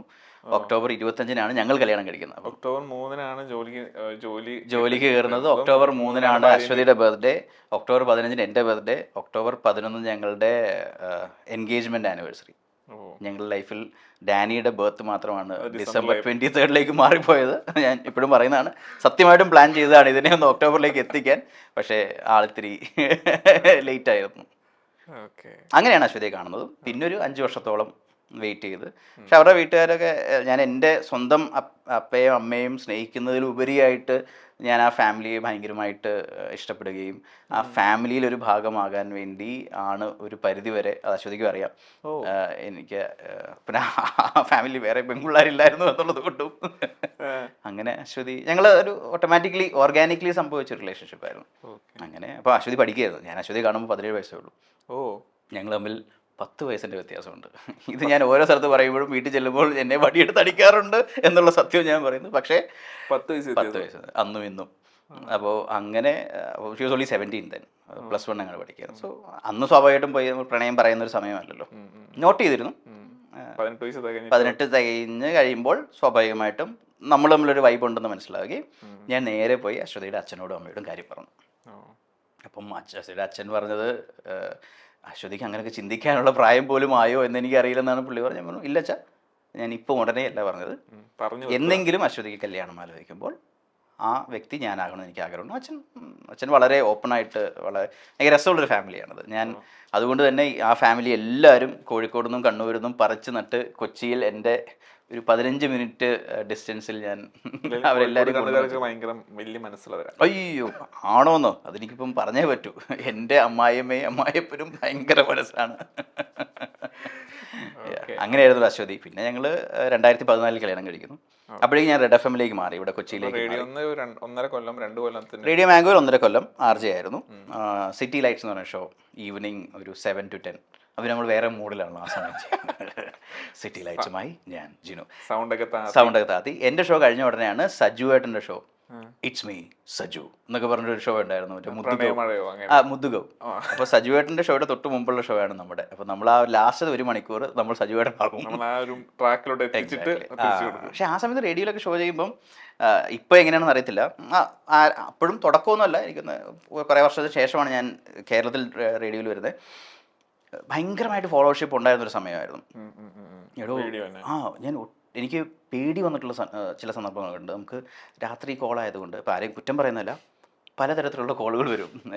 ഇത് താൻ ചോദിക്കുന്നതിന് മുമ്പ് ഞാൻ അങ്ങോട്ട് പറയുകയാണ്. പലതരത്തിലുള്ള കോളെന്ന് പറഞ്ഞു കഴിഞ്ഞാൽ പെൺകുട്ടികൾ കോൾ ചെയ്യാം. ലൈവ് ഇല്ല, നമ്മൾ കോളുകൾ ലൈവ് അല്ല. പൊതുവേ കോളുകൾ നമുക്ക് സ്ക്രീൻ ചെയ്തിട്ടേ വിടാൻ പറ്റുള്ളൂ. ലൈവിലൊക്കെ എന്തെങ്കിലും പറഞ്ഞു കഴിഞ്ഞാൽ പ്രശ്നമില്ല. അപ്പം എപ്പോഴും നമ്മൾ മോസ്റ്റ് ഓഫ് ദ ടൈം കോളുകൾ എന്ന് പറയുന്നത് അതിലൊരു 5 മിനിറ്റ് മുമ്പോ 2 മിനിറ്റ് മുമ്പോ ആ കോള് നമ്മൾ റെക്കോർഡ് ചെയ്യുകയും പിന്നെ ആ കോളിൻ്റെ തൊട്ട് മുമ്പുള്ളതും എൻഡിങ് പോർഷൻ നമ്മൾ ലൈവിൽ പറയുകയും. അപ്പോൾ നമ്മൾ ഇങ്ങനെ സംസാരിക്കുന്നു, അപ്പോൾ നമുക്കിനി ആരാണ് നോക്കാമെന്ന് പറഞ്ഞിട്ട് നമ്മൾ പ്ലേ ചെയ്യുന്നു, അവരുള്ള സംസാരമെല്ലാം പറഞ്ഞിട്ട് ലാസ്റ്റ് നമ്മൾ എൻഡിങ് നമ്മൾ സംസാരിക്കും. അതാണ് ഏറ്റവും നല്ല വഴി. കാരണം ലൈവിൽ എന്തും സംഭവിക്കാമല്ലോ. ഈവൻ ഒരു ക്രിക്കറ്റ് മാച്ച് പോലും നമ്മൾക്കൊരു 10-20 സെക്കൻഡിന് ശേഷമല്ലേ നമ്മളുടെ അടുത്തേക്ക് ലൈവായിട്ട് എത്തുന്നത്. റേഡിയോയിലൊക്കെ ആ ഓപ്ഷൻസ് ഉണ്ട്. ഇപ്പം നമ്മൾ ലൈവിൽ സംസാരിക്കുമ്പോൾ പോലും എന്തെങ്കിലും നമ്മൾ അറിയാതെ തെറ്റോ എന്തെങ്കിലും അൺപാർലമെന്ററി ആയിട്ട് സംസാരിച്ചാൽ സത്യം പറഞ്ഞാൽ നമ്മൾക്ക് അത് സ്റ്റോപ്പ് ചെയ്തിട്ട് ആ 8 സെക്കൻഡോ 10 സെക്കൻഡോ ഗ്യാപ്പ് ബൈപ്പാസ് ചെയ്ത് നേരിട്ട് ലൈവിൽ പോകാനുള്ള ഒരു ഓപ്ഷൻ റേഡിയോയിലുണ്ട്. അത് ആർക്കും അങ്ങനെ ഉപയോഗിക്കേണ്ടി വന്നിട്ടില്ല, പക്ഷേ ഉണ്ട്. ഞാൻ പറഞ്ഞത് ഇങ്ങനെയുള്ള പല കോളുകൾ വരും. അയ്യോ, എക്സ്പീരിയൻസ് എന്ന് പറഞ്ഞു കഴിഞ്ഞാൽ ആ ഒരു സമയത്തിൻ്റെ പ്രശ്നമായിരിക്കാം. ഇൻസ്റ്റഗ്രാം ഒന്നും അത്രയും ഫേമസ് അല്ല, ആളുകൾ വേറെ ഫോളോ ചെയ്യാൻ ആളുകളില്ല. അന്ന് കൂടുതലും ഉള്ളത് ആങ്കേഴ്സും റേഡിയോ ജോക്കീസൊക്കെ അല്ലേ. അതിനെ സ്ഥിരം വിളിക്കുന്ന ഒരു പെൺകുട്ടി ഉണ്ടായിരുന്നു. മറ്റേ നമുക്കത് വിഷ്വലൈസ് ചെയ്യാൻ പറ്റും. തലയുടെ അടിയിലിരുന്ന് ഹലോ ജിനു അല്ലേ എന്ന് പറഞ്ഞ് വിളിക്കുന്ന, എനിക്ക് ഈ കോൾ വരുമ്പോഴേ പേടിയാണ്. ഇപ്പം ഞാനൊരു നമ്മുടെ ശബ്ദം എന്നുള്ളതല്ല, ആ കുട്ടിക്ക് ചിലപ്പോൾ നമ്മുടെ മുഖം കാണുന്നില്ലല്ലോ, നമ്മുടെ ശബ്ദമല്ലേ, ശബ്ദത്തിൽ എങ്ങനെ വേണമെങ്കിലും ഇമാജിൻ ചെയ്തു. പിന്നെ സ്വാഭാവികമായിട്ടും നല്ല മൈക്കും നല്ല സെറ്റപ്പുകളും നമ്മൾ സംസാരിക്കുന്നതും വേറെ രീതിയിലായിരിക്കും. എന്തോ അതിങ്ങനെ നിർഗളം പ്രവഹിക്കുന്നു എന്നുള്ളത് കൊണ്ടായിരിക്കാം. മാത്തുക്കുട്ടി പറയുന്ന പോലെ നാക്ക് കൊണ്ട് ഇരപിടിക്കുന്ന ജീവികളിൽ പെടുന്നതാണ് RJs എന്ന് പറയുമായിരുന്നു. ഇതുകൊണ്ട് തന്നെ ജീവിക്കുന്നവരാണ്. ഒരു പ്രാവശ്യം ഈ കുട്ടി വിളിച്ചിട്ട്, അപ്പം ഞാൻ റെക്കോർഡ് ചെയ്യുന്നുണ്ട് സ്വാഭാവികമായിട്ടും, എനിക്കിഷ്ടമാണ്, എന്നോട് I love you പറയണം, ഇല്ലെങ്കിൽ ഞാൻ ആത്മഹത്യ ചെയ്യും എന്ന് പറഞ്ഞ് ഈ കുട്ടി എന്നെ ഭീഷണിപ്പെടുത്തി. ശരിക്കും ഞാൻ പേടിച്ചു പോയി. ശരിക്കും എപ്പോഴും സ്വാഭാവികമായിട്ടും നമുക്ക് ആ സമയത്ത് നമ്മുടെ പ്രായവും 27-28 വയസ്സല്ലേ ഉള്ളൂ. നമുക്കിത് എങ്ങോട്ട് പോകുമെന്ന് അറിയത്തില്ലോ. ഞാനിത് റെക്കോർഡ് ചെയ്തിട്ട് ഞാൻ പിന്നെ കാരണം ഞാൻ നോ എന്ന് പറയണോ യെസ് എന്ന് പറയണോ അല്ലെങ്കിൽ കട്ട് ചെയ്യണോ, കാരണം ഒരാൾ മാനസികമായി അയാൾ എന്താണ് ചിന്തിക്കുന്നതെന്ന് അറിയത്തില്ലല്ലോ. അങ്ങനെയുള്ള എനിക്ക് ഉറപ്പാണ് നമ്മുടെ ഇവിടെയുള്ള എല്ലാ ആർജിസും ഇതുപോലുള്ള ഏതെങ്കിലുമൊക്കെ ഒരു ഇതിലൂടെ കടന്നു പോയിട്ടുണ്ടാവും. ഒന്നും പുറത്ത് പറയുന്നില്ല എന്ന് മാത്രമേ ഉണ്ടാവുള്ളൂ. അതുകൊണ്ടാണ് റേഡിയോ ലൈഫ് അങ്ങ് മാറ്റാമെന്ന് വിചാരിച്ച്. അല്ലല്ല, അങ്ങനെയൊക്കെ വരുമ്പോൾ റേഡിയോ ലൈഫ് തുടരണമെന്നാണ് നമ്മൾ ആഗ്രഹിക്കേണ്ടത്. ഞാൻ പിന്നീട് കരിയർ വൈസ് എനിക്ക് ഒരു 1.5 വർഷം 2 വർഷത്തിൽ അടുത്തടുത്ത കമ്പനിയിലേക്ക് പോകണമെന്ന് എൻ്റെ ഒരു ആഗ്രഹം ഉണ്ടായിരുന്നു. And I always believe that is how you gain experience, that is how you make more money. Experience മാത്രം പോരാ, കാശ് മാത്രം പോരാ. ബിസിനസ്സിന് മുമ്പ് നമുക്ക് അതിൻ്റെ ഒരു ബുദ്ധിമുട്ട് മനസ്സിലാക്കാൻ പറ്റും. ആ നമ്മുടെ അടുത്ത് ഒരാൾ പുറത്തേക്ക് പോകുമ്പോൾ നമ്മളതിനെ പോസിറ്റീവായിട്ട് എടുക്കാന്നുള്ളൂ. ഇപ്പം കട്ട് ടു പ്രസൻറ്റ് ഡേ, ഇപ്പോൾ CDA എന്ന് പറയുന്ന അക്കാഡമി ഉണ്ട്, നമുക്ക് CMS എന്ന സ്കൂളുണ്ട്. നമ്മുടെ അക്കാഡമിയിൽ ഡിജിറ്റൽ മാർക്കറ്റിംഗ് പഠിക്കുന്ന എത്രയോ പേര് സ്വന്തമായി ഡിജിറ്റൽ മാർക്കറ്റിംഗ് അക്കാഡമി തുടങ്ങുന്നു. നമ്മൾ അവരെ ഒരിക്കലും ഒരു കോമ്പറ്റീഷനായിട്ടല്ല നോക്കുന്നത്. We are building that ecosystem. അതല്ലേ നല്ലത്. എപ്പോഴും പെപ്സിയും കൊക്കക്കോളയും ഉള്ളത് കൊണ്ടാണ് പെപ്സിയുടെ സെയിൽ കൂടുന്നത്, കൊക്കക്കോളയുടെ സെയിൽ കൂടുന്നത്. കൊക്കക്കോള മാത്രം വിൽക്കുന്ന സ്ഥലത്ത് ആളുകൾക്ക് ഉള്ള ഓപ്ഷൻ എന്താണ്? മേടിക്കണോ മേടിക്കണ്ടേ എന്നുള്ളതാണ്. പെപ്സിയും കൊക്കക്കോളയും വരുമ്പോഴാണ് പെപ്സി മേടിക്കണോ കൊക്കക്കോള മേടിക്കണോ എന്ന് ചിന്തിക്കുന്നത്. ഇത് വളരെ ഫേമസ് ആയിട്ടുള്ള ഒരു കോട്ടാണ്. അപ്പം അത് തന്നെയാണത്. We need people to compete with us. അല്ലെങ്കിൽ ഇപ്പം എനിക്ക് CDA ഒക്കെ സ്റ്റാർട്ട് ചെയ്യുന്ന സമയത്ത് 5-6 വർഷം മുമ്പ് വലുതായിട്ട് ആരും ഇല്ല. അങ്ങനെ ആയിരുന്നു ഇന്നുവെങ്കിൽ CDA ഈ കാണുന്ന ഒരു രീതിയിലേക്ക് വളരില്ലായിരുന്നു. You always need competition. ആ കാര്യത്തിൽ പ്രശ്നമൊന്നും ഉണ്ടായിരുന്നില്ല. CDയിലോട്ട് വരാം അതിന് മുമ്പ്. അപ്പം നമുക്ക് റെഡ് FM ജോയിൻ ചെയ്തു. റെഡ് FM നേരെ റെഡ് സണ്ണിൻ്റെ ആണല്ലോ. അപ്പം ഞാൻ എക്സിക്യൂട്ടീവ് പ്രൊഡ്യൂസറായിട്ടാണ് റെഡ് FM കയറുന്നത് ഇവിടെ കൊച്ചിയിൽ. അപ്പോൾ റേഡിയോ മാംഗോയിൽ നിന്ന് വന്ന എല്ലാ അഹങ്കാരവും ആ സമയം റേഡിയോ മാംഗോ ഒരു പ്രീമിയം സെറ്റപ്പാണ്, അവിടെ നിന്നാണ് ഇങ്ങോട്ടേക്ക് വരുന്നത്. ഇടയ്ക്ക് ദുബായിലൊക്കെ അപ്ലൈ ചെയ്തിട്ട് കിട്ടിയില്ല. അപ്പം ആ ഒരു ഇതിലാണ് ഞാൻ റേഡിയോ മാംഗോയിൽ ഇറങ്ങുന്നത്. കാരണം നമ്മൾ അപ്ലൈ ചെയ്യുന്നുവെന്ന് അറിയുകയും ചെയ്തു. പിന്നെയും തിരിച്ചങ്ങോട്ട് പോകാനുള്ള ഒരു മടിയും ഒക്കെ ഉണ്ടല്ലോ. അപ്പോൾ കല്യാണം കഴിച്ചിട്ടില്ല. നമ്മുടെ ഉദ്ദേശം അവിടെ നിന്ന് കല്യാണം കഴിക്കുക എന്നുള്ളായിരുന്നു. പക്ഷേ കോഴിക്കോട് നിന്ന് പതുക്കെ കൊച്ചിയിലേക്ക് മാറി. എനിക്കൊന്ന് അന്ന് അവിടെ ഒരു 18,500 രൂപ ശമ്പളത്തിൽ നിന്ന് 30,001 എന്നൊരു ശമ്പളം കിട്ടുമെന്ന് ഉറപ്പായപ്പോൾ ഞാൻ ഇങ്ങോട്ടേക്ക് ചാടുകയാണ്. അപ്പം അങ്ങനെ ചാടുന്നു. പ്രോഗ്രാം പ്രൊഡ്യൂസറായില്ല, ഞാൻ എക്സിക്യൂട്ടീവ് പ്രൊഡ്യൂസറായിരുന്നു. റേഡിയോയ്ക്ക് എല്ലാ സ്റ്റേഷനിലും 1-2 പ്രൊഡ്യൂസേഴ്സ് ഉണ്ടാവും. അപ്പോൾ കേരളത്തിൻ്റെ ഇങ്ങനെയുള്ള ഒരു 4-5 സ്റ്റേഷൻ ഉണ്ടല്ലോ, ആ സ്റ്റേഷനിലെ പ്രൊഡ്യൂസേഴ്സിൻ്റെ ഒരു ഹെഡ് എന്ന രീതിയിൽ, ഒരു എക്സിക്യൂട്ടീവ് പ്രൊഡ്യൂസർ എന്ന രീതിയിലാണ് കയറുന്നത്. പക്ഷേ റേഡിയോയിൽ പിന്നെ നമുക്ക് എല്ലാ ജോലിയും ചെയ്യാൻ പറ്റുള്ളൂ. കോപ്പി റൈറ്റിംഗ്, എത്രയോ പരസ്യങ്ങൾ നമ്മൾ മൊത്തത്തിൽ ചെയ്യാൻ പറ്റിയിട്ടുണ്ടോ. അത് എനിക്കൊന്ന് അസിസ്റ്റന്റ് ഡയറക്ടർ, പിന്നെ സൗണ്ട് എഞ്ചിനീയർ, വോയിസ് ആർട്ടിസ്റ്റ്, അഭിനയം, അതിൻ്റെ ഇടയ്ക്ക് digital executive producer, copy writer, പരസ്യങ്ങൾ അത്യാവശ്യം നല്ല രീതിയിൽ നമ്മളൊരു സമയത്ത് ശബ്ദം കൊടുത്തിട്ടുണ്ട്. പിന്നെ മെറ്റയുടെ മുമ്പ് ഡിജിറ്റൽ ഹെഡായിട്ട് വർക്ക് ചെയ്തു, സൗത്ത് ഇന്ത്യയുടെ ഫുള്ള് റേഡിയോയുടെ. അപ്പം അങ്ങനെ എന്തൊക്കെയോ. പിന്നെ ഇപ്പോൾ പിന്നെ റോളുകൾ ഇഷ്ടം പോലെയാണ്. ഒരുപാട് റോൾ ചെയ്യാൻ ബാക്കി. അയ്യോ, ചെയ്യണമല്ലോടോ. ചെയ്യുക എന്നുള്ളതല്ലേ നമ്മളുടെ, എനിക്ക് ഏറ്റവും ഇഷ്ടമുള്ള കാര്യം അത് തന്നെയാണ്. പുതിയ എന്തെങ്കിലും ചെയ്തുകൊണ്ടിരിക്കാൻ പറ്റിയാൽ. അങ്ങനെ പിന്നെ റെഡില് ഞാൻ ഇടയ്ക്കിടയ്ക്ക് എന്നെ തിരിച്ചു കൊണ്ടുവരും നല്ലതാണ്. റെഡ് FM കയറുന്നു. റെഡ് FM കയറിയിട്ട് നമ്മൾ ആ സമയത്താണ് എല്ലാം RJ മാത്തുവിൻ്റെ ഷോയുടെ പ്രൊഡ്യൂസറായിട്ട് മോർണിംഗ് ഷോ ഒരു എനിക്കൊന്ന് 7 to 10 ഒക്കെ ആയിരുന്നു ആ സമയത്ത്. ഒരു മോർണിംഗ് പ്രൈം ടൈമിലാണ് നമ്മൾ ആ ഷോയുടെ പ്രൊഡ്യൂസറായി. എനിക്കൊന്ന് 1.5-2 വർഷത്തോളം മാത്തുക്കുട്ടിയെ രാവിലെ 5 മണിക്ക് വിളിച്ചെഴുന്നേൽപ്പിക്കുന്നതായിരുന്നു എൻ്റെ ആദ്യത്തെ ജോലി. അതിന് ശേഷമാണ് അന്നത്തെ പത്രം വായിക്കുകയും നമ്മൾ ഷോ ഡിസൈൻ ചെയ്യുകയൊക്കെ ചെയ്തുകൊണ്ടിരുന്നത്. അപ്പോഴാണ് ഡിജിറ്റലിന് ഒരു ചെറിയൊരു ഇതൊക്കെ വരുന്നത്. നമ്മളൊരു 500-600 ഫോളോവേഴ്സൊക്കെ ഫേസ്ബുക്കിലുണ്ട്. Red FM Malayalam. ആ സമയത്താണ് അനീഷ് എന്ന് പറഞ്ഞ ടെക്കിലുള്ള പുള്ളിയൊക്കെ അത് സ്റ്റാർട്ട് ചെയ്യുന്നു ആ സമയത്ത് ആ പേജ്. അങ്ങനെ പതുക്കെ ഷോ പ്രൊഡ്യൂസർ ആയതുകൊണ്ട് നമ്മുടെ ഷോയുടെ പ്രൊമോഷന് വേണ്ടി നമ്മൾ പല കാര്യങ്ങളും ചെയ്യാൻ തുടങ്ങിയപ്പോൾ പഴയ മൂവി മേക്കറിലൊക്കെ നമ്മൾ പതുക്കെ വീഡിയോസൊക്കെ എഡിറ്റ് ചെയ്യും. എല്ലാം എഡിറ്റ് ചെയ്യും, കട്ട് ചെയ്യുമ്പോൾ ഇതെല്ലാം എന്ന് പറഞ്ഞ് ഇങ്ങോട്ട് പോകും. അന്ന് മറ്റേ കൺട്രോളിസറൊന്നും മര്യാദയ്ക്ക് വർക്ക് ചെയ്യുന്ന സമയമായിരുന്നില്ല, അതുകൊണ്ട് പിന്നെയും ചെയ്യും. അങ്ങനെ വളരെ പരിമിതമായിട്ടുള്ള സ്പേസിൽ നിന്ന് നമ്മൾ പതുക്കെ ഡിജിറ്റൽ എക്സ്പ്ലോർ ചെയ്യാൻ തുടങ്ങി. യൂട്യൂബിൽ ചാനൽ, അതിൽ വീഡിയോസ് ഇടാൻ നോക്കുക. യൂട്യൂബിൽ എന്ത് ചെയ്താൽ കൂടുതൽ ആളുകളിലേക്ക് എത്തും. അന്ന് വളരെ കുറച്ച് കോണ്ടന്റേ ഉള്ളൂ. 2011-12 സമയമാണ്. അങ്ങനെ എല്ലാവരും ഒന്നും ക്രിയേറ്റർ ആവുന്ന ഒരു സമയമല്ലല്ലോ. ചാനൽസ് വളരെ കുറവാണ്. അന്ന് മലയാളത്തിൽ ക്രിയേറ്റേഴ്സ് ഉണ്ടാവില്ല. ക്രിയേറ്റേഴ്സിന് ഒരു ടെർമിനോളജി ഒന്നും ഇല്ലെന്നാണ് എനിക്ക് തോന്നുന്നത്. പിന്നെ ഇബാദ് റഹ്മാൻ അല്ലെങ്കിൽ ഇബാദിനെ കുറിച്ച് പറഞ്ഞാൽ, ഞാൻ മെറ്റയിൽ ജോയിൻ ചെയ്ത ഏറ്റവും ആദ്യം എൻ്റെ ഫസ്റ്റ് കോൾ, എൻ്റെ ആദ്യത്തെ ഒഫീഷ്യൽ കോൾ ഇബാദ് റഹ്മാനും ഇർഷാദും, അഭിനയ ടെക്നോളജി ഇർഷാദും, ഇവർ രണ്ടുപേരുമാണ് എൻ്റെ ആദ്യത്തെ പാർട്ട്നേഴ്സ് എന്ന രീതിയിൽ ഞങ്ങൾ സംസാരിക്കുന്നത്. ഇന്നും 2 ദിവസം മുമ്പ് ഇബാദിൻ്റെ വീടിൻ്റെ ഹൗസ് വാമിംഗ് ഒക്കെ ആയിരുന്നു. ഇന്നും നമ്മൾ ആ ബന്ധം കാത്തു സൂക്ഷിക്കുന്നുണ്ട്. തിരിച്ച് പുറകോട്ട് പോകണേ പറയണം, പുറകോട്ട് പോകണം. അപ്പോൾ ഡിജിറ്റൽ നമ്മൾ പതുക്കെ പതുക്കെ യൂട്യൂബിലേക്കും ഇൻസ്റ്റാഗ്രാമിലേക്കും ഫേസ്ബുക്കിലേക്കും നമ്മൾ എക്സ്പ്ലോർ ചെയ്യാൻ തുടങ്ങി. അപ്പോൾ ഡിജിറ്റൽ എന്ത് ചെയ്യാം, എങ്ങനെ ആളുകളിലേക്ക് എത്തിക്കാം, റേഡിയോ എങ്ങനെ നമുക്ക് ഡിജിറ്റലിലൂടെ കൊണ്ടുവരാം. അതുവരെ നമ്മൾ പ്യൂർലി റേഡിയോ മാത്രമാണ് ചിന്തിച്ചുകൊണ്ടിരുന്നത്.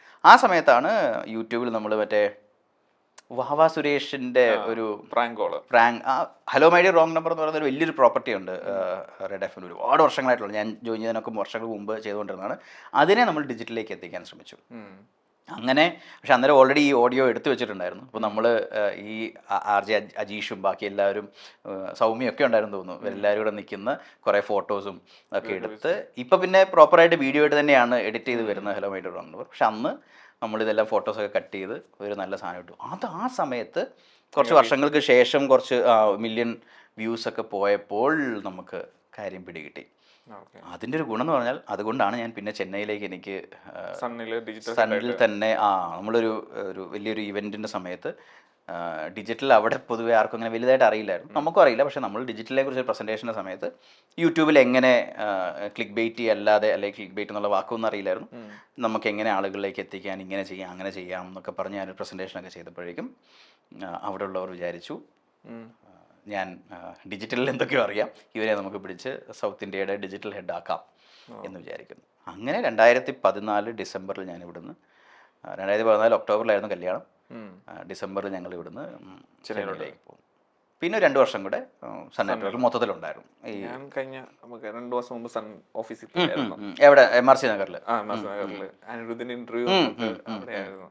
അപ്പം ഭയങ്കര വലിയൊരു ബിൽഡിംഗ്, അയ്യോ വലിയ ബിൽഡിംഗ് ആണ്, ഓരോരോ ഫ്ലോറുകളും. പക്ഷേ അവിടെ ഭയങ്കരമായിട്ട് തമിഴ് ഇൻഡസ്ട്രിയുമായിട്ട് നമുക്ക് കണക്ട് ആകാൻ പറ്റി. ഇപ്പം അനിരുദ്ധും സ്ഥിരം ആളുകൾ വരുമായിരുന്നു. റേഡിയോയിൽ ആ സമയത്ത് ഭയങ്കരമായിട്ട് പ്രൊമോഷനുകൾ ചെയ്യുന്ന ഒരു സമയമായിരുന്നു. കാരണം വേറെ അവന്യൂസ് ഇല്ലല്ലോ, ഇത്രയും ചാനലുകളോ ഒന്നും ഇല്ലാത്ത സമയത്ത് റേഡിയോയും TV-യും ആയിരുന്നു അവിടെ ഏറ്റവും കൂടുതൽ പ്രൊമോഷൻ. ആബ്സല്യൂട്ട്ലി. അപ്പം ഇവർ ഓരോരുത്തർ വരുന്നതും ഒരുപാട് കാര്യങ്ങൾ ചെയ്തിട്ടുണ്ട്. മറ്റേ ആദ്യത്തെ മൾട്ടി ക്യാമറ ഐഫോൺ ലൈവ് ഒക്കെ നമ്മൾ ഇൻട്രൊഡ്യൂസ് ചെയ്യുന്നത് ഇവരൊക്കെ വന്നതുകൊണ്ട്. അത് ശരിക്കും മെറ്റനെ വരെ ഞെട്ടിച്ചൊരു കാര്യമാണ് അല്ലേ?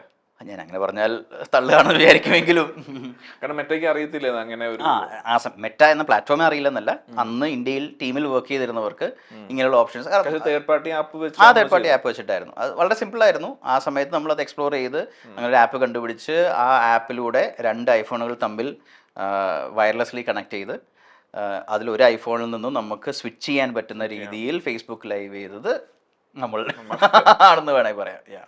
അപ്പൊ അങ്ങനെ അവിടെ ഒരു ഡിജിറ്റൽ ഹെഡായിട്ട് ഞാൻ സൗത്ത് ഇന്ത്യ ഒരു 10-25 റേഡിയോ സ്റ്റേഷൻസിന്റെ ഡിജിറ്റൽ ഹെഡായിട്ട് നമ്മൾ വർക്ക് ചെയ്തുകൊണ്ടിരിക്കുകയാണ്. അന്നത്തെ ഫെയ്സ്ബുക്കിൽ വർക്ക് ചെയ്യുന്ന 2 പേര് അന്ന് ഓഫീസ് വിസിറ്റ് ചെയ്യാൻ വേണ്ടി എന്തോ ഒരു പ്രോഗ്രാം അറ്റൻഡ് ചെയ്യാൻ വേണ്ടി വരുന്നല്ലേ, അവര് ആളെ തയ്ക്കാൻ വേണ്ടി ഫെൻഡ്രോയിൽ ഒരാളെ കൊണ്ടിരുത്തി തനിപ്പുറത്തിരിക്കുന്നു എന്നിട്ട് ബാക്കി അങ്ങ് പറഞ്ഞു. ഇല്ലടോ, ഇതൊക്കെ ഓരോ നിമിത്തങ്ങളാണ് ഷാൽവിൻ, ഇതൊന്നും നമ്മളായിട്ട് എൻ്റെ ലൈഫിൽ ഡയലോഗ് ഇനി പറയേണ്ടത് ഏത് മറ്റേ മൂത്രം ഞാനത് പറയാതിരിക്കാൻ നോക്കുമായിരുന്നു. ഇല്ലടോ, അന്ന് സൺ നെറ്റ്വർക്കിൽ TV സ്റ്റേഷനുകൾക്ക് വേണ്ടി ഒരു വർക്ക്ഷോപ്പ് ചെയ്യാനായിട്ട് സൗരഭ് ദോഷി എന്ന് പറയുന്ന പിന്നീട് ഏഷ്യ പസഫിക്കിന്റെ തന്നെ ഡയറക്ടറായി മാറിയ സൗരഭ് ദോഷിയും കല്യാണും കൂടെ വരുന്നു. അപ്പം ഞാൻ അയച്ചു കൊടുത്തിട്ടുണ്ട് വെരിഫിക്കേഷന് വേണ്ടി ആർട്ടിസ്റ്റുകളെ, മറ്റേ ഈ പിടിച്ചിരിക്കുന്ന ഫോട്ടോയും. കല്യാണം ആ സമയത്ത് വെരിഫിക്കേഷൻ കല്യാണം മാത്രമേ ഉണ്ടായിരുന്നുള്ളൂ. എനിക്ക് വെരിഫിക്കേഷൻ ചെയ്യാൻ പറ്റാത്ത അവസ്ഥയായിരുന്നു. എന്താ അറിയോ, ഞാൻ വളരെ സ്ട്രിക്റ്റ് ആയിട്ടുള്ള ഓഫീസറായിരുന്നു. കല്യാണം ഒന്നും കൊടുക്കണ്ട, കല്യാണിന്റെ ചാറ്റിലോട്ട് ജസ്റ്റ് അയച്ചു കൊടുത്താൽ മതി, ലിങ്കും ഫോട്ടോയും അയച്ചു കൊടുത്താൽ പുള്ളി ഒരു ദിവസം കൊണ്ട് ഞാൻ മണിക്കൂറിന്റെ വെരിഫൈ ചെയ്ത് ഞങ്ങൾ പേജ് സ്റ്റാർട്ട് ചെയ്ത് അന്ന് തന്നെ വെരിഫൈ ചെയ്ത് കൊടുത്തത്. അത് നമ്മളുടെ രീതികൾ മാറുമല്ലോ സ്വാഭാവികമായിട്ടും. നമ്മൾ ഇന്ത്യ മൊത്തം ഹാൻഡിൽ ചെയ്യുന്ന ഒരാൾ കല്യാണം പിന്നെ കല്യാണം ഒരു 7 വർഷം ഫേസ്ബുക്കിലുണ്ടായിരുന്നു. അതിനുശേഷം പുള്ളി ഇറങ്ങി ട്രാൻസ്ഫോമേഴ്സ് എന്ന് പറയുന്ന ഒരു വലിയൊരു ജിം ചെയിനൊക്കെ പുള്ളി പിന്നെ സ്റ്റാർട്ട് ചെയ്ത് മറ്റേന്നുള്ള വരുമാനം കൊണ്ട് സ്റ്റാർട്ട് ചെയ്ത പുള്ളി അങ്ങനെ പുള്ളി ഒരു ഫാഷൻ പരിപാടികളൊക്കെ, ഒരു ലൈഫ് സ്റ്റൈൽ പരിപാടികളൊക്കെ ആയിട്ട് പോകുന്നു. അപ്പോൾ ഇവർ 2 പേരും വരുന്നു. മറ്റേ എണ്ണം തികയ്ക്കാൻ മുമ്പിലത്തെ സീറ്റിൽ ഞാൻ പോയി ഇരിക്കേണ്ട ഒരു അവസ്ഥ വരുന്നു. അത് കഴിഞ്ഞിട്ടാണ് നമ്മുടെ ഈ ബാത്റൂമിൽ പോകുന്ന സീനും. ഞാൻ ബാത്റൂമിൽ പോയി പുള്ളി അടുത്ത് നിൽക്കുന്നു, ഒരേ സമയത്ത് മൂത്രമൊഴിക്കാൻ മുട്ടിയത് കൊണ്ട് പുള്ളി തിരിച്ചിറങ്ങുന്ന സമയത്ത് ചോദിച്ചു ഇതേപോലെ തമിഴ് ഹാൻഡിൽ ചെയ്യാൻ ആരെങ്കിലും സജസ്റ്റ് ചെയ്യുക, പുള്ളിയുടെ അതേ റോള്. അപ്പോൾ നമ്മൾ അപ്പോഴും മലയാളി എന്ന രീതിയിലാണല്ലോ ഇരിക്കുന്നത്. തമിഴ് വായിക്കാനും എഴുതാനും ഒക്കെ സംസാരിക്കാനും ഒക്കെ നന്നായിട്ട് പഠിച്ച സമയമാണത്. കാരണം നമ്മൾ തമിഴ്നാട്ടിൽ തന്നെ ആയിരുന്നല്ലോ ആ സമയത്ത്. അപ്പോൾ പുള്ളി ചോദിച്ചപ്പം എൻ്റെ മനസ്സിൽ എൻ്റെ മുഖം ഒഴിച്ച് ബാക്കിയെല്ലാം അറിയാൻ വന്നു. ഞാൻ ആരെങ്കിലും ഉണ്ടെങ്കിൽ പറയാമെന്ന്. സുഹൃത്തുക്കൾ ഫോഴ്സ് ചെയ്തിട്ട് ആ എൻ്റെ ടീമിലുണ്ടായിരുന്ന ഒരു പുള്ളിക്ക് ഒരു 2 വർഷം എക്സ്പീരിയൻസ് ഉണ്ടായിരുന്നുള്ളൂ. അപ്പോൾ എനിക്ക് ആ സമയത്ത് ഏകദേശം ഒരു 9 ഇയേഴ്സ് എക്സ്പീരിയൻസ് ആയി. അപ്പോൾ മെറ്റയിൽ വേണ്ടത് ഒരു 8 ഇയേഴ്സ് എക്സ്പീരിയൻസ് ഉള്ള ഒരാളെയായിരുന്നു. അപ്പോൾ ഈ കൃഷ്ണ എൻ്റെ പുറകെ നടന്ന് എന്നെക്കൊണ്ട് അപ്ലൈ ചെയ്യിക്കുകയായിരുന്നു. കാരണം ഞാൻ കയറിയതിന് ശേഷം ഇവൻ അവിടെ ജോലി വാങ്ങിച്ചു കൊടുക്കണം, റെഫർ ചെയ്യണം. മേടിച്ചു കൊടുത്തോ? അപ്പോഴേക്കും പുള്ളി തമിഴ്നാട്ടിലെ വലിയ നടനൊക്കെ ആയി, മറ്റേ സീരിയലിലൊക്കെ ഭയങ്കര സീലും ഒക്കെ. പുള്ളി അവിടുത്തെ മറ്റേ വേറെ ലെവലിലെ പുള്ളി, നല്ല കറക്റ്റ് സീരിയലുകൾക്കുള്ള മുഖമാണ് പുള്ളി. വരെ ഇന്നടാന്ന് പറഞ്ഞ മീശയൊക്കെ വെച്ച് നിൽക്കാൻ പറ്റിയ, എന്നാൽ ഉള്ളിൽ മറ്റേ ഹലോ എന്ന് പറയാൻ ഉള്ളിലുള്ള ഒരു ടൈപ്പാണ്. അവൻ കൃഷ്ണയുടെ ഭയങ്കര ആഗ്രഹം ഒരു ആക്ടർ ആകുക എന്നുള്ളതായിരുന്നു. അപ്പോൾ പുള്ളി ആ ലെവൽ അതിലേക്ക് പിന്നെ പോയി. ഞാൻ ഇറങ്ങിയതിന് ശേഷം ഒരു വർഷം 2 വർഷം കഴിഞ്ഞ പുള്ളിയും ഇവിടെ നിന്ന് ഇറങ്ങി സിനിമ ഇതിലേക്ക് പോയി. അപ്പോൾ അങ്ങനെ ഇരിക്കുമ്പോഴാണ് ഞാൻ അപ്ലൈ ചെയ്യുന്നു, കൃഷ്ണയ്ക്ക് വേണ്ടി അപ്ലൈ ചെയ്യുന്നു. എനിക്ക് ജോലി കിട്ടി ഒരു 3 മാസം കൊണ്ട് ഞാൻ മെറ്റയിൽ ജോലിക്ക് കയറി. അതാണ് 6 റൗണ്ട് ഇന്റർവ്യൂ ഉണ്ടായിരുന്നു, 5 റൗണ്ട് ഇന്റർവ്യൂസ് ഉണ്ടായിരുന്നു, ഫുള്ളി വിർച്വലി ആയിട്ടുള്ള. അതേടോ, കാരണം ആ സമയത്ത് നമ്മൾ ചെന്നൈയിലല്ലേ, ഓഫീസ് സ്പേസസ് ഒന്നും ഇല്ലല്ലോ, ആകെയുള്ളത് ഹൈദരാബാദിലും ഒക്കെയാണ്. അപ്പം അന്ന് ഹൈദരാബാദ് മാത്രമേ ഉള്ളായിരുന്നു, ഹൈദരാബാദിലും മുംബൈയിലും മാത്രമേ ഉണ്ടായിരുന്നു. ഫസ്റ്റ് ഹൈദരാബാദാണ്, പിന്നെ മുംബൈ, പിന്നെ എനിക്ക് ഡൽഹിയിലൊക്കെ പിന്നെ സ്റ്റാർട്ട് ചെയ്തതാണ്. ബാംഗ്ലൂരും ഒക്കെ ഉണ്ടായിരുന്നു. ബാംഗ്ലൂരൊക്കെ ചെറിയൊരു സ്പേസിലായിരുന്നു, പിന്നീടാണ് അത് കുറച്ചും കൂടെ എക്സ്പാൻഡ് ഒക്കെ ചെയ്തത്. അപ്പോൾ ആ സമയത്ത് ബ്ലൂ ജീൻസ് ഒക്കെയാണ്, സൂം പോലും അല്ല, ബ്ലൂ ജീൻസ് എന്ന് പറയുന്നത്. അതിൽ നമ്മളുടെ ഇന്റർവ്യൂസ് നടക്കുന്നു. ഞാൻ പണ്ടൊരു ലാപ്ടോപ്പ് മേടിച്ചോ, ഞാൻ പറഞ്ഞില്ലേ മാക്ബുക്ക് മേടിച്ചത്, അതിലായിരുന്നു interview. Saurabh Joshi. Saurabh will Facebook survey in India എന്ന് ചോദിച്ചിട്ട് ഞാൻ പലതും പറയാതിരിക്കാൻ ശ്രമിക്കുമ്പോൾ താങ്കൾ വീണ്ടും വീണ്ടും അത് കുത്തിപ്പൊക്കുകയാണല്ലേ. അത് ആ മറ്റേ ആ ഇവന്റിൽ ഇരുന്നിട്ട് എന്തെങ്കിലും ചോദ്യം ചോദിക്കണമല്ലോ. അപ്പം ഞാൻ അന്നത്തെ എൻ്റെ മണ്ടത്തരമാണോ ബുദ്ധിപരമായിട്ടുള്ള ചോദ്യമാണോ അറിയില്ല, ഞാൻ ചോദിച്ചത് do you think Facebook would survive in India എന്നാണ്. കാരണം തുടങ്ങിയൊരു സമയമാണല്ലോ 2004. ഞാൻ പറഞ്ഞു, will Facebook survey in India competing Instagram? Absolutely. So കേട്ടോ, നമ്മൾ മനസ്സിലാക്കേണ്ട കാര്യം, Facebook or Instagram are not competitors. ഞാൻ നേരത്തെ പറഞ്ഞ പോലെ ഇത് രണ്ടും, പക്ഷെ അത് യൂസേഴ്സിന്റെ ഒരു ഉപയോഗം കുറയുന്നതനുസരിച്ച് അതിനുള്ള ഒരു പ്രാധാന്യം കുറയുന്നൊരു ആദ്യം വരില്ല. കാരണം ഇപ്പൊ ഈ സ്പേസിൽ ഇരിക്കുന്ന എത്ര പേർക്ക് ഫേസ്ബുക്ക് അക്കൗണ്ട് അറിയില്ല, പക്ഷെ എല്ലാവർക്കും ഇൻസ്റ്റാഗ്രാം അക്കൗണ്ട് ഉണ്ട്. അതിന്റെ കാരണം എന്താ പറയുക, Facebook is not meant for these people. പക്ഷെ ഞാൻ മുമ്പേ പറഞ്ഞ പോലെ ഓരോ പ്ലാറ്റ്ഫോമിനും അതിൻ്റെതായിട്ടുള്ള മിഷൻ ഉണ്ടല്ലോ. ഫേസ്ബുക്ക് എന്നുള്ളതുകൊണ്ട് ഉദ്ദേശിക്കുന്നത് ആളുകൾ, ഫാമിലി, ഫ്രണ്ട്സ് എന്ന രീതിയിൽ കമ്മ്യൂണിക്കേറ്റ് ചെയ്യാൻ താല്പര്യമുള്ളവർക്ക് വേണ്ടിയാണ്. ഇൻസ്റ്റഗ്രാം എന്ന് പറയുന്നത് നമ്മൾ ഒരാളെ ഫോളോ ചെയ്ത് അയാളുടെ അപ്ഡേറ്റ്സ് അറിയാൻ വേണ്ടിയാണ്. അവിടെ അച്ഛൻ, അമ്മ എന്നോ ഫാമിലി എന്നോ ഭാര്യ എന്നോ ഇല്ല. പക്ഷെ ഫേസ്ബുക്ക് അങ്ങനെയല്ല, അവിടെ റിലേഷൻഷിപ്സ് വെച്ചിട്ടാണ് കാര്യങ്ങൾ മുമ്പോട്ട് പോകുന്നത്, പ്രൊഫൈലുകൾ വെച്ച്. ഇവിടെ നേരെ തിരിച്ച് നമ്മൾ ഒരാളെ ഫോളോ ചെയ്യാണ്, അവിടെ ബന്ധങ്ങളല്ല ഉള്ളത്, അവിടെ ഫ്രണ്ട്ഷിപ്പും ഫോളോവർഷിപ്പാണ്. അപ്പോൾ ഈ രണ്ട് തരത്തിലാണ്. അപ്പം അത് ഇഷ്ടപ്പെടുന്നവരാണ് ഇവിടെ വരേണ്ടത്, ഇത് ഇഷ്ടപ്പെടുന്നവർ അവിടെ വന്നിട്ട് കാര്യമില്ല. അപ്പോൾ ഇവിടെ ഇപ്പോഴും ആളുകളുണ്ട്. ഇപ്പം എൻ്റെ ഫാദറും മദറും ഉപയോഗിക്കുന്നത് ഇത് തന്നെയാണ്. നമുക്കിവിടെ ടീംസ് ഉണ്ടോ ഇല്ലയോ എന്നുള്ളതല്ല, അവിടെ യൂസേജിന് ആളുകളുണ്ടോ എന്നുള്ളത് നോക്കിയാലുണ്ട്. ഓരോ വർഷവും ഓരോ ദിവസവും 18 വയസ്സാകുന്നവർ ഉണ്ടാവുകയും അവർ ലൈസൻസ് എടുക്കാൻ അപ്ലൈ ചെയ്യുമെന്ന് പറയുന്ന പോലെ തന്നെയാണ്. ഒരിക്കലും ലൈസൻസ് എടുക്കുന്നവരുടെ എണ്ണം തീരില്ല. 1 കോടി പേര് ലൈസൻസ് എടുത്തു എന്നുള്ളത് കൊണ്ട് നാളെ ഒരാൾ ഉണ്ടാവില്ലെന്നല്ലോ. സ്വാഭാവികമായിട്ടും പുതിയ ആളുകൾ വന്നുകൊണ്ടേയിരിക്കും. അതേപോലെ ഇവിടെ ആളുകളുണ്ട്. ഇതൊന്നുമല്ലാതെ പ്രൈവറ്റ് ആയിട്ട് മെസ്സേജ് ചെയ്യാൻ താല്പര്യമുള്ളവർക്ക് വേണ്ടിയാണ് വാട്സാപ്പ് ഉണ്ടാക്കിയിരിക്കുന്നത്. ഇതിൽ ഓവർലാപ്പുകൾ ഉണ്ടാവും സ്വാഭാവികമായിട്ടും. പക്ഷേ ഇതിൻ്റെ ഇപ്പം ചില ആളുകൾ ഇൻസ്റ്റാഗ്രാമിലാണ് DM ചെയ്യാൻ താല്പര്യം കൂടുതൽ, പക്ഷേ ചില ആളുകൾ വാട്സാപ്പിലായിരിക്കും. ഇതൊന്നും അല്ലാതെ നമ്മൾ ടെക്സ്റ്റിൽ നമുക്ക് കോൺവേഴ്സ് ചെയ്യണം എന്നുള്ളത് കൊണ്ടാണ് ത്രെഡ്സ് ഉണ്ടാക്കിയിരിക്കുന്നത്. ഓരോന്നിനും ഓരോ മിഷന് വേണം. അപ്പോൾ അതുകൊണ്ടാണ് നമ്മൾ ചിന്തിക്കുന്നത് ഇവിടെ ആൾ കുറവാണോ അവിടെ ആൾ കൂടുതലാണെന്നുള്ളത്. അതിനു വേണ്ടിയുള്ള ആളുകളാണ് ഇവിടെ ഉള്ളത്. ഇപ്പം നോൺ വെജിറ്റേറിയൻ കഴിക്കാനുള്ളവർ നോൺ വെജിറ്റേറിയൻ ഹോട്ടലുകളിലും വെജിറ്റേറിയൻ കഴിക്കാനുള്ളവർ വെജിറ്റേറിയൻ ഹോട്ടലുകളിലും പോകുന്നവരാണ്. അപ്പം ഇവിടെ കൂടുതൽ അവിടെ കുറവ് എന്നുള്ളതല്ല ഇവിടെ നമ്മൾ നോക്കേണ്ടത്. This is for this purpose, that is for that purpose. And Instagram Reels നമ്മൾ ലോഞ്ച് ചെയ്ത ഒരു 6 മാസത്തിന്റെ ഒരു പ്ലാൻ പെട്ടെന്ന് ഒരു 1 month ഷോർട്ടിൽ, കാരണം ടിക്ടോക്കിന്റെ ഒരു ബാൻഡ് ഇതിന്റെ സംഭവം. അപ്പൊ എനിക്കൊന്ന് കോട്ടയത്ത് വെച്ചാണ് ഇൻസ്റ്റാഗ്രാം ഒക്കെ ഒന്ന് ടെസ്റ്റ് ചെയ്യുന്നത്. ഞാൻ ക്വാറന്റൈനിൽ ഇരിക്കുന്ന സമയത്ത് വെച്ചാൽ ചെന്നൈയിൽ നിന്ന് ഞങ്ങൾ ഇങ്ങോട്ടേക്ക് കോവിഡ് സമയത്ത് വരുന്നു. കോട്ടയത്ത് ഒരു കസിന്റെ വീട്ടിൽ നമ്മൾ കോട്ടയത്ത് വെച്ചാണ് ആദ്യമായിട്ട് ഇൻസ്റ്റാഗ്രാം. കോട്ടയത്തിനാണ് ആ ഒരു ഭാഗ്യം കിട്ടിയത്. ആ റീല് സത്യം പറഞ്ഞാൽ ഞാനത് ഒന്നുകൂടെ റീപോസ്റ്റ് ചെയ്യണം എന്ന് തോന്നുന്നു. അത് കിടപ്പുണ്ട്. ജൂൺ 2020 എങ്ങാണ്ടാണ് അതിന്റെ ഡേറ്റ്. കാരണം ആ സമയം നമുക്ക് മാത്രമേ ആക്സസ് ഉണ്ടായിരുന്നുള്ളൂ. അപ്പം ടെസ്റ്റിംഗ് പീരീഡ് ആണ്. അപ്പം നമ്മൾ പോസ്റ്റ് ചെയ്യും, പക്ഷേ ഇന്റേണലി ഉള്ള നമ്മളുടെ ഒരു 19 പേര് മാത്രമേ, നമ്മൾ ഇന്ത്യയിലുള്ളവരും പിന്നെ നമ്മുടെ മെറ്റയിലുള്ളവർക്ക് മാത്രമേ കാണാൻ പറ്റുള്ളൂ. ഈ 100 പേരെ കണ്ട് അത് വ്യൂ ചെയ്തിട്ടുള്ളൂ. ആരോ ഒരാൾ നമ്മുടെ തന്നെ ഒരു കളീഗ് അതിനകത്ത് കമൻറ്റ് ചെയ്തിട്ടുണ്ട്. അത് ചുമ്മാ ടെസ്റ്റ് ചെയ്തതാണ്. പക്ഷേ കുറച്ചുകൂടെ നല്ലത് ചെയ്യാമായിരുന്നു എന്നുള്ളത് എനിക്ക് പിന്നീട് തോന്നിയിട്ടുണ്ട്. അത് ഞാനും അശ്വതിയും കൂടെ സൗത്ത് ഇന്ത്യയിലെ ആദ്യത്തെ റീലിലുള്ള 2 മുഖങ്ങൾ എൻ്റെയും അശ്വതിയുടെയുമാണ്. അത് ഭയങ്കര ഒരു ഒരു ആസ് എ ഒരു ഇൻസ്റ്റാഗ്രാം റീൽ ഇപ്പം ഇത്രയും വലിയൊരു ഇതാവുമ്പോ ആദ്യത്തെ ഒരു ഇൻസ്റ്റാഗ്രാം റീൽസ് ഷാഫി നമ്മൾ അങ്ങനെയൊന്നും ചിന്തിച്ചിട്ട് ചെയ്യുന്നതല്ലോ. പ്രതീക്ഷിക്കുന്നു. പിന്നെ ഞാനിത് റിയലൈസ് ചെയ്യുന്നത് തന്നെ ഈ കഴിഞ്ഞ കുറച്ച് വർഷങ്ങൾ മുമ്പാണ്. നമ്മളാണല്ലോ അത് നമ്മുടെ തന്നെ CD-യുടെ ഒരു സബ്മിറ്റിന്റെ സമയത്ത് നമ്മുടെ മദൻ ഗൗരിയില്ലേ, മദനാണ് ലോകത്ത് തന്നെ ആദ്യമായി യൂട്യൂബ് ഷോർട്സ് ഇടുന്നത്. പുള്ളി എന്നോട് പറഞ്ഞതാണ്. കാരണം ഇന്ത്യയിലാണ് ഷോർട്സ് അവർ എസ്റ്റാബ്ലിഷ് ചെയ്യുന്നത്. അതിൽ മദനായിരുന്നു ഫസ്റ്റ് അവർ ഇത് ഇടാനുള്ള ചാൻസ് കൊടുത്തത്. അപ്പം മദൻ ഷോർട്സിൻ്റെ കാര്യം പറഞ്ഞപ്പോഴാണ് ഞാൻ ഓർത്തത്, ശരിയാണല്ലോ, റീൽസ് പറയുമ്പോൾ നമ്മൾ ഉണ്ടല്ലോ എന്ന് പറഞ്ഞു. അങ്ങനെയാണ് ഞാൻ ഇതിനെക്കുറിച്ച് ചിന്തിച്ചത്.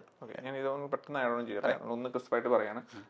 ഫേസ്ബുക്ക് ഇൻസ്റ്റാഗ്രാം റീൽസ് ഇതുവരെ മോണിറ്റൈസ് ചെയ്യാൻ പറ്റാത്ത ഒരു വലിയൊരു ഒരു ഒരു ഫെയിലിയർ എന്നല്ല, ഒരു ഡ്രോബാക്ക് ആയിട്ട് പറയാൻ പറ്റൂലേ? എടോ രണ്ട് രീതിയിൽ തന്നെ കാണാം. ഒരു പ്ലാറ്റ്ഫോമിന് വേണമെങ്കിൽ മോണിറ്റൈസേഷൻ ചെയ്യാമായിരുന്നു, മോണിറ്റൈസ് ചെയ്യാം. പക്ഷെ എന്നാൽ ഇപ്പോഴും ഒരു കുറവില്ലാത്തതുകൊണ്ട് നിങ്ങൾക്ക് മോണിറ്റൈസ് അല്ലടോ, ഒരു പ്ലാറ്റ്ഫോമിനെ സംബന്ധിച്ചോളം ഇപ്പം ഇൻസ്റ്റാഗ്രാം റീൽസിൽ ഒരു ക്രിയേറ്റർ ഇട്ട് കഴിഞ്ഞാൽ അല്ലെങ്കിൽ ആ വ്യക്തിക്ക് ഇൻസ്റ്റാഗ്രാം റീൽസിലുള്ള ആഡ്സ് വഴി കിട്ടുന്ന മോണിറ്റൈസേഷൻ എന്ന് പറഞ്ഞാൽ വളരെ കുറവായിരിക്കും. മനസ്സിലായില്ലേ? കാരണം ഇപ്പോൾ ഒരു ലോങ്ങർ ഫോർമാറ്റ്, ഒരു 30 മിനിറ്റ് അല്ലെങ്കിൽ 20 മിനിറ്റ് ഉള്ള ഒരു യൂട്യൂബിൽ ഒരു വീഡിയോയിൽ നിങ്ങൾക്ക് ആഡ് പ്ലേസ് ചെയ്യപ്പെടുമ്പോൾ നിങ്ങൾക്ക് അതിൻ്റെ ഫുൾ റവന്യൂ കിട്ടുന്നില്ലേ? 55% റവന്യൂ കോസ്റ്റ് ചെയ്യൂ. പക്ഷേ 10 സെക്കൻഡ് 5 സെക്കൻഡ് 30 സെക്കൻഡുള്ള ഒരു വീഡിയോയിൽ ഒരാൾ തൻ്റെ ഒരു റീല് വരുമ്പോൾ അതിൻ്റെ താഴെ വരുന്ന പരസ്യത്തിൻ്റെ ഫുൾ റവന്യൂ തനിക്ക് എങ്ങനെ തരാൻ പറ്റും? തനിക്ക് മുമ്പുണ്ടായിരുന്ന വീഡിയോ നല്ലതായത് കൊണ്ടാണല്ലോ തൻ്റെ വീഡിയോയിലേക്ക് വന്നത്. പക്ഷേ അത് നല്ല രീതിയിൽ യൂട്യൂബ് ഷോർട്സ് അത് കോൺട്രിബ്യൂട്ട് ചെയ്തു. അത് രണ്ട് പ്ലാറ്റ്ഫോമിൻ്റെ വ്യത്യാസങ്ങളാണ്. അത് അതിലേക്ക് സ്വാഭാവികമായിട്ട് എത്തും. പക്ഷേ ഇൻസ്റ്റഗ്രാമിൻ്റെ ഒരു രീതിക്ക് പ്ലാറ്റ്ഫോം എക്സ്പെക്ട് ചെയ്യുന്നത് ബ്രാൻഡഡ് കോണ്ടന്റ് വഴി നിങ്ങൾ കൂടുതൽ റവന്യൂ ഉണ്ടാക്കുക എന്നുള്ളതാണ്. സ്വാഭാവികമായിട്ട് ഏറ്റവും സക്സസ്ഫുൾ ആയിട്ട് നടക്കുന്നത് ഇൻസ്റ്റാഗ്രാമിലുള്ള കൊളാബ്സും ബ്രാൻഡഡ് കോണ്ടന്റ് ഡീൽസും തന്നെയാണല്ലോ. അപ്പം നിങ്ങൾ ഇവിടെ ഈ പ്ലാറ്റ്ഫോമിൽ ഏറ്റവും നല്ലതായിട്ട് നിങ്ങളുടെ എൻഗേജ്മെൻറ്റ് വർദ്ധിപ്പിക്കുക, ഏറ്റവും നന്നായിട്ട് കൺസിസ്റ്റൻ്റ് ആയിട്ട് അത് പോസ്റ്റ് ചെയ്യുക, കൂടുതൽ ഫോളോവേഴ്സിനെ കൊണ്ടുവരിക, അതുവഴി ബ്രാൻഡഡ് കോണ്ടന്റ് ഡീലുകൾ കൊണ്ടുവരിക എന്നുള്ളതാണ്. പ്രൈസ് ബ്രാൻഡിംഗ് എന്ന് പറയുമ്പോൾ തന്നെ ഇൻസ്റ്റാഗ്രാമിൽ വീഡിയോ ഇടാന്നൊരു ആ ഒരു ഇമേജിലോട്ട് വരെ എത്തിയല്ലോ. അതെ. അപ്പം ഒരു പ്ലാറ്റ്ഫോം തരുന്ന റവന്യൂവിനെക്കാട്ടിലും കൂടുതൽ എന്തുകൊണ്ടും നമുക്ക് മേടിക്കാൻ പറ്റുന്നത് ബ്രാൻഡഡ് കോണ്ടന്റിലൂടെ തന്നെയാണ്. അപ്പം അതുകൊണ്ടാണ് അത്. പിന്നെ ഒരുപാട് ടെസ്റ്റുകൾ നടന്നിട്ടുണ്ട്. യൂസിലൊക്കെ ഒരുപാട് ക്രിയേറ്റേഴ്സിനെ വെച്ച് ടെസ്റ്റ് ചെയ്തിട്ടുണ്ട് ഈ മോണിറ്റൈസേഷൻ. പക്ഷേ അതിനേക്കാളൊക്കെ ബെറ്റർ ബ്രാൻഡഡ് കോണ്ടന്റ് ഡീൽസ് തന്നെയാണ് എന്നുള്ള തിരിച്ചറിവായിരിക്കാം. എനിക്ക് മാർക്ക് സക്കർബർഗായിട്ട് എന്തെങ്കിലും രീതിയിൽ ഒരു മെമ്മറി എന്തെങ്കിലും പറയാനുണ്ടോ? ഒരു 2 പ്രാവശ്യം പുള്ളിയെ കാണേണ്ട. US എനിക്ക് ഒരു 6 വർഷത്തോളം പോകാൻ പറ്റിയിട്ടുണ്ട്. പക്ഷേ അപ്പോഴൊക്കെ പുള്ളി 2 പ്രാവശ്യവും പെറ്റേണിറ്റി ലീവിലായിരുന്നു. നമുക്ക് 4 മാസം പെറ്റേണിറ്റി ലീവ് ഉണ്ടെന്ന് വെച്ചാൽ മദറിന് 6 മാസം കൊടുക്കുന്ന പോലെ തന്നെ ഫാദറിന് 4 മാസം. ഞാൻ ഡാനി ഉണ്ടാകുന്ന ഞാൻ ജോയിൻ ചെയ്തതിന് ശേഷമാണ്. നമുക്ക് അവിടെ ഉള്ള ആർക്കും 4 മാസം ലീവ് എടുക്കാം വിത്ത് സാലറി. അപ്പോൾ അങ്ങനെ എനിക്ക് 2 പ്രാവശ്യവും പുള്ളി നമ്മൾ ഡയറക്റ്റ് ഇൻറ്ററാക്ട് ചെയ്യേണ്ട സമയത്ത് പുള്ളി പെറ്റേണിറ്റി ലീവ് ആയിരുന്നു. പിന്നെ അല്ലാതെ ഇവൻസിൽ നമ്മൾ പുള്ളി സ്റ്റേജിലും നമ്മൾ താഴെയും എന്നുള്ളതുണ്ട്. പിന്നെ ആകെ ഞാൻ ചെയ്തത് എൻ്റെ ഇൻസ്റ്റാഗ്രാമിൽ പുള്ളിയുമായിട്ട് ഞാനിങ്ങനെ സംസാരിക്കുന്ന ഒരു ഫോട്ടോ ഉണ്ട്. അത് മറ്റേ മാഡം തുസാഡ്സിൻ്റെ വാക്സ് സ്റ്റുഡിയോ മ്യൂസിയത്തിൽ പോയപ്പോൾ പുള്ളിയുടെ വാക്സ് സ്റ്റാച്ചു ഇവിടെ നിൽക്കുന്നത് ഞാൻ എന്ന് പറയുന്നപ്പോൾ കൂടെയുള്ള ആൾ ഫോട്ടോ എടുത്ത് കിടപ്പുണ്ട്. അതല്ലാതെ പിന്നീട് നമ്മൾ അവിടെ ചെല്ലുമ്പം പുള്ളിയുടെ അടുത്ത് സെൽഫി എടുക്കുകയോ അങ്ങനെയുള്ള കാര്യങ്ങളൊന്നും പൊതുവെ ആരും ചെയ്യാറില്ല. പുള്ളി തന്നെ പുള്ളിയുടെ ക്യാബിനല്ല പുള്ളിയുടെ ഇതിൻ്റെ മുമ്പിലൊരു എഴുതി ഒട്ടിച്ചിട്ടുണ്ടായിരുന്നു, this is not a zoo, don't take pictures എന്നൊക്കെ പറഞ്ഞാൽ തമാശയ്ക്കാണെങ്കിൽ. അപ്പം ആ ഒരു കൾച്ചറിൽ അവിടെ എല്ലാവരും സെലിബ്രിറ്റീസ് ആണ് അവിടെ, പ്രത്യേകിച്ച് ഇവരെ പോലുള്ളവരൊക്കെ. പക്ഷെ അങ്ങനെ ആരും പോയി ഫോട്ടോ എടുക്കലോ പരിപാടികളൊന്നും അങ്ങനെ 8.5 കൊല്ലത്തെ ഒരു ജേർണി വേണ്ടാന്ന് വെച്ചിട്ട് എനിക്ക് തോന്നുന്നു നല്ലൊരു സാലറി പാക്കേജ് ഉണ്ടാവില്ലേ? പറയാൻ പറ്റുമോ? സാലറിയോ? ഏകദേശം ഒന്ന് പറയാം. ഏകദേശം കറക്റ്റ് പറഞ്ഞോ, അതിൽ ഇറങ്ങിയല്ലോ. എന്തിനാ പറഞ്ഞുകൊണ്ടുള്ള ഒരു ഞാൻ ഏറി കയറുന്നുള്ള അല്ലാതെ വേറെ എന്തോ കാര്യമാണെന്ന് അല്ല.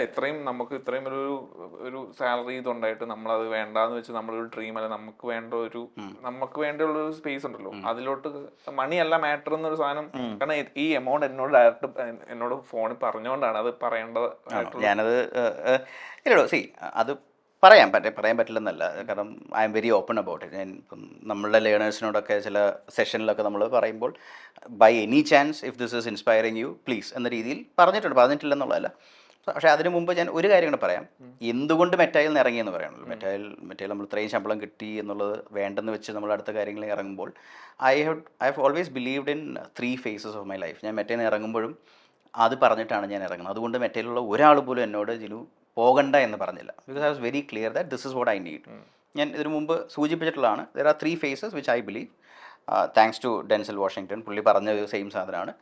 ഫസ്റ്റ് ഫേസ് എന്ന് പറയുന്നത് നമ്മൾ ലേൺ ചെയ്യുന്ന ഒരു ഫേസ് ആണ്. You learn things. നമ്മൾ സ്കൂളിലായിരിക്കാം, നമ്മുടെ എക്സ്പീരിയൻസ് ആയിരിക്കാം, അതിൽ നിന്നും യു സ്റ്റാർട്ട് ഏർണിങ്. ആ ഏർണിങ്ങിൽ സ്വാഭാവികമായിട്ടും മണി ഉണ്ടാവാം, എക്സ്പീരിയൻസ് ഉണ്ടാവാം. നമ്മൾ പലപ്പോഴും ആ ഒരു സ്റ്റേജിൽ നിന്ന് പോവുകയാണ് പതിവ്. മൂന്നാമതൊരു സ്റ്റേജ് ഉണ്ട്. ആ സ്റ്റേജാണ് റിട്ടേൺ എന്ന് പറയുന്ന സ്റ്റേജ്. റിട്ടേൺ എന്ന് പറഞ്ഞാൽ നമ്മൾ ഏൺ ചെയ്തതും നമ്മൾ ലേൺ ചെയ്തതുമായിട്ടുള്ള കാര്യങ്ങൾ അടുത്ത ഒരു ജനറേഷൻ നമ്മളെ കൊണ്ട് കൊടുക്കാൻ പറ്റുക എന്നുള്ള ഒരു ഫേസ്. നമ്മൾ പലപ്പോഴും റിട്ടേൺ ഫേസിലേക്ക് പോകാറില്ല. നമ്മൾ ലേൺ ചെയ്യും, ഏൺ ചെയ്യും, ജീവിക്കും. ആ ഫേസോടുകൂടിയാണ് പലപ്പോഴും നമ്മൾ വിട പറയുന്നത് എന്ന് എനിക്ക് ഒരു പോയിന്റിൽ മനസ്സിലായി. അങ്ങനെ റിട്ടേൺ ചെയ്യണമെങ്കിൽ ഞാനൊരു പക്ഷേ കഴിഞ്ഞൊരു 20 വർഷമായി ഗെയിൻ ചെയ്ത എക്സ്പീരിയൻസും നോളജും ഒരു പരിധിവരെ ഞാൻ ഗെയിൻ ചെയ്ത റവന്യൂവും ഒക്കെ എനിക്ക് റിട്ടേൺ ചെയ്യണമെന്ന് തോന്നി. അങ്ങനെ റിട്ടേൺ ചെയ്യണമെങ്കിൽ ഞാൻ മെറ്റയിൽ നിന്നിട്ട് കാര്യമില്ല.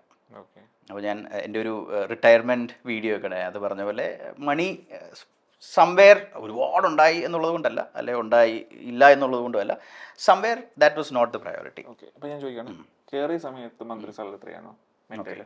ഞാൻ ഇങ്ങനെ പറയാം, സൺ നെറ്റ്വർക്കിൽ വർക്ക് ചെയ്യുമ്പോൾ എൻ്റെ ഒരു മാസ ശമ്പളം ഫൈനൽ ഇറങ്ങുന്ന സമയത്ത് 55,000 രൂപയായിരുന്നു. സംഭവം നമ്മൾ സൗത്ത് ഇന്ത്യയുടെ ഹെഡാന്നൊക്കെ പറഞ്ഞാലും റേഡിയോ മാംഗോ ജോയിൻ ചെയ്യുമ്പോൾ 12,000 രൂപ. റേഡിയോ മാംഗോ ജോയിൻ ചെയ്യുമ്പം 18, അതിനു മുമ്പ് 12 ഹലോ FM-ൽ.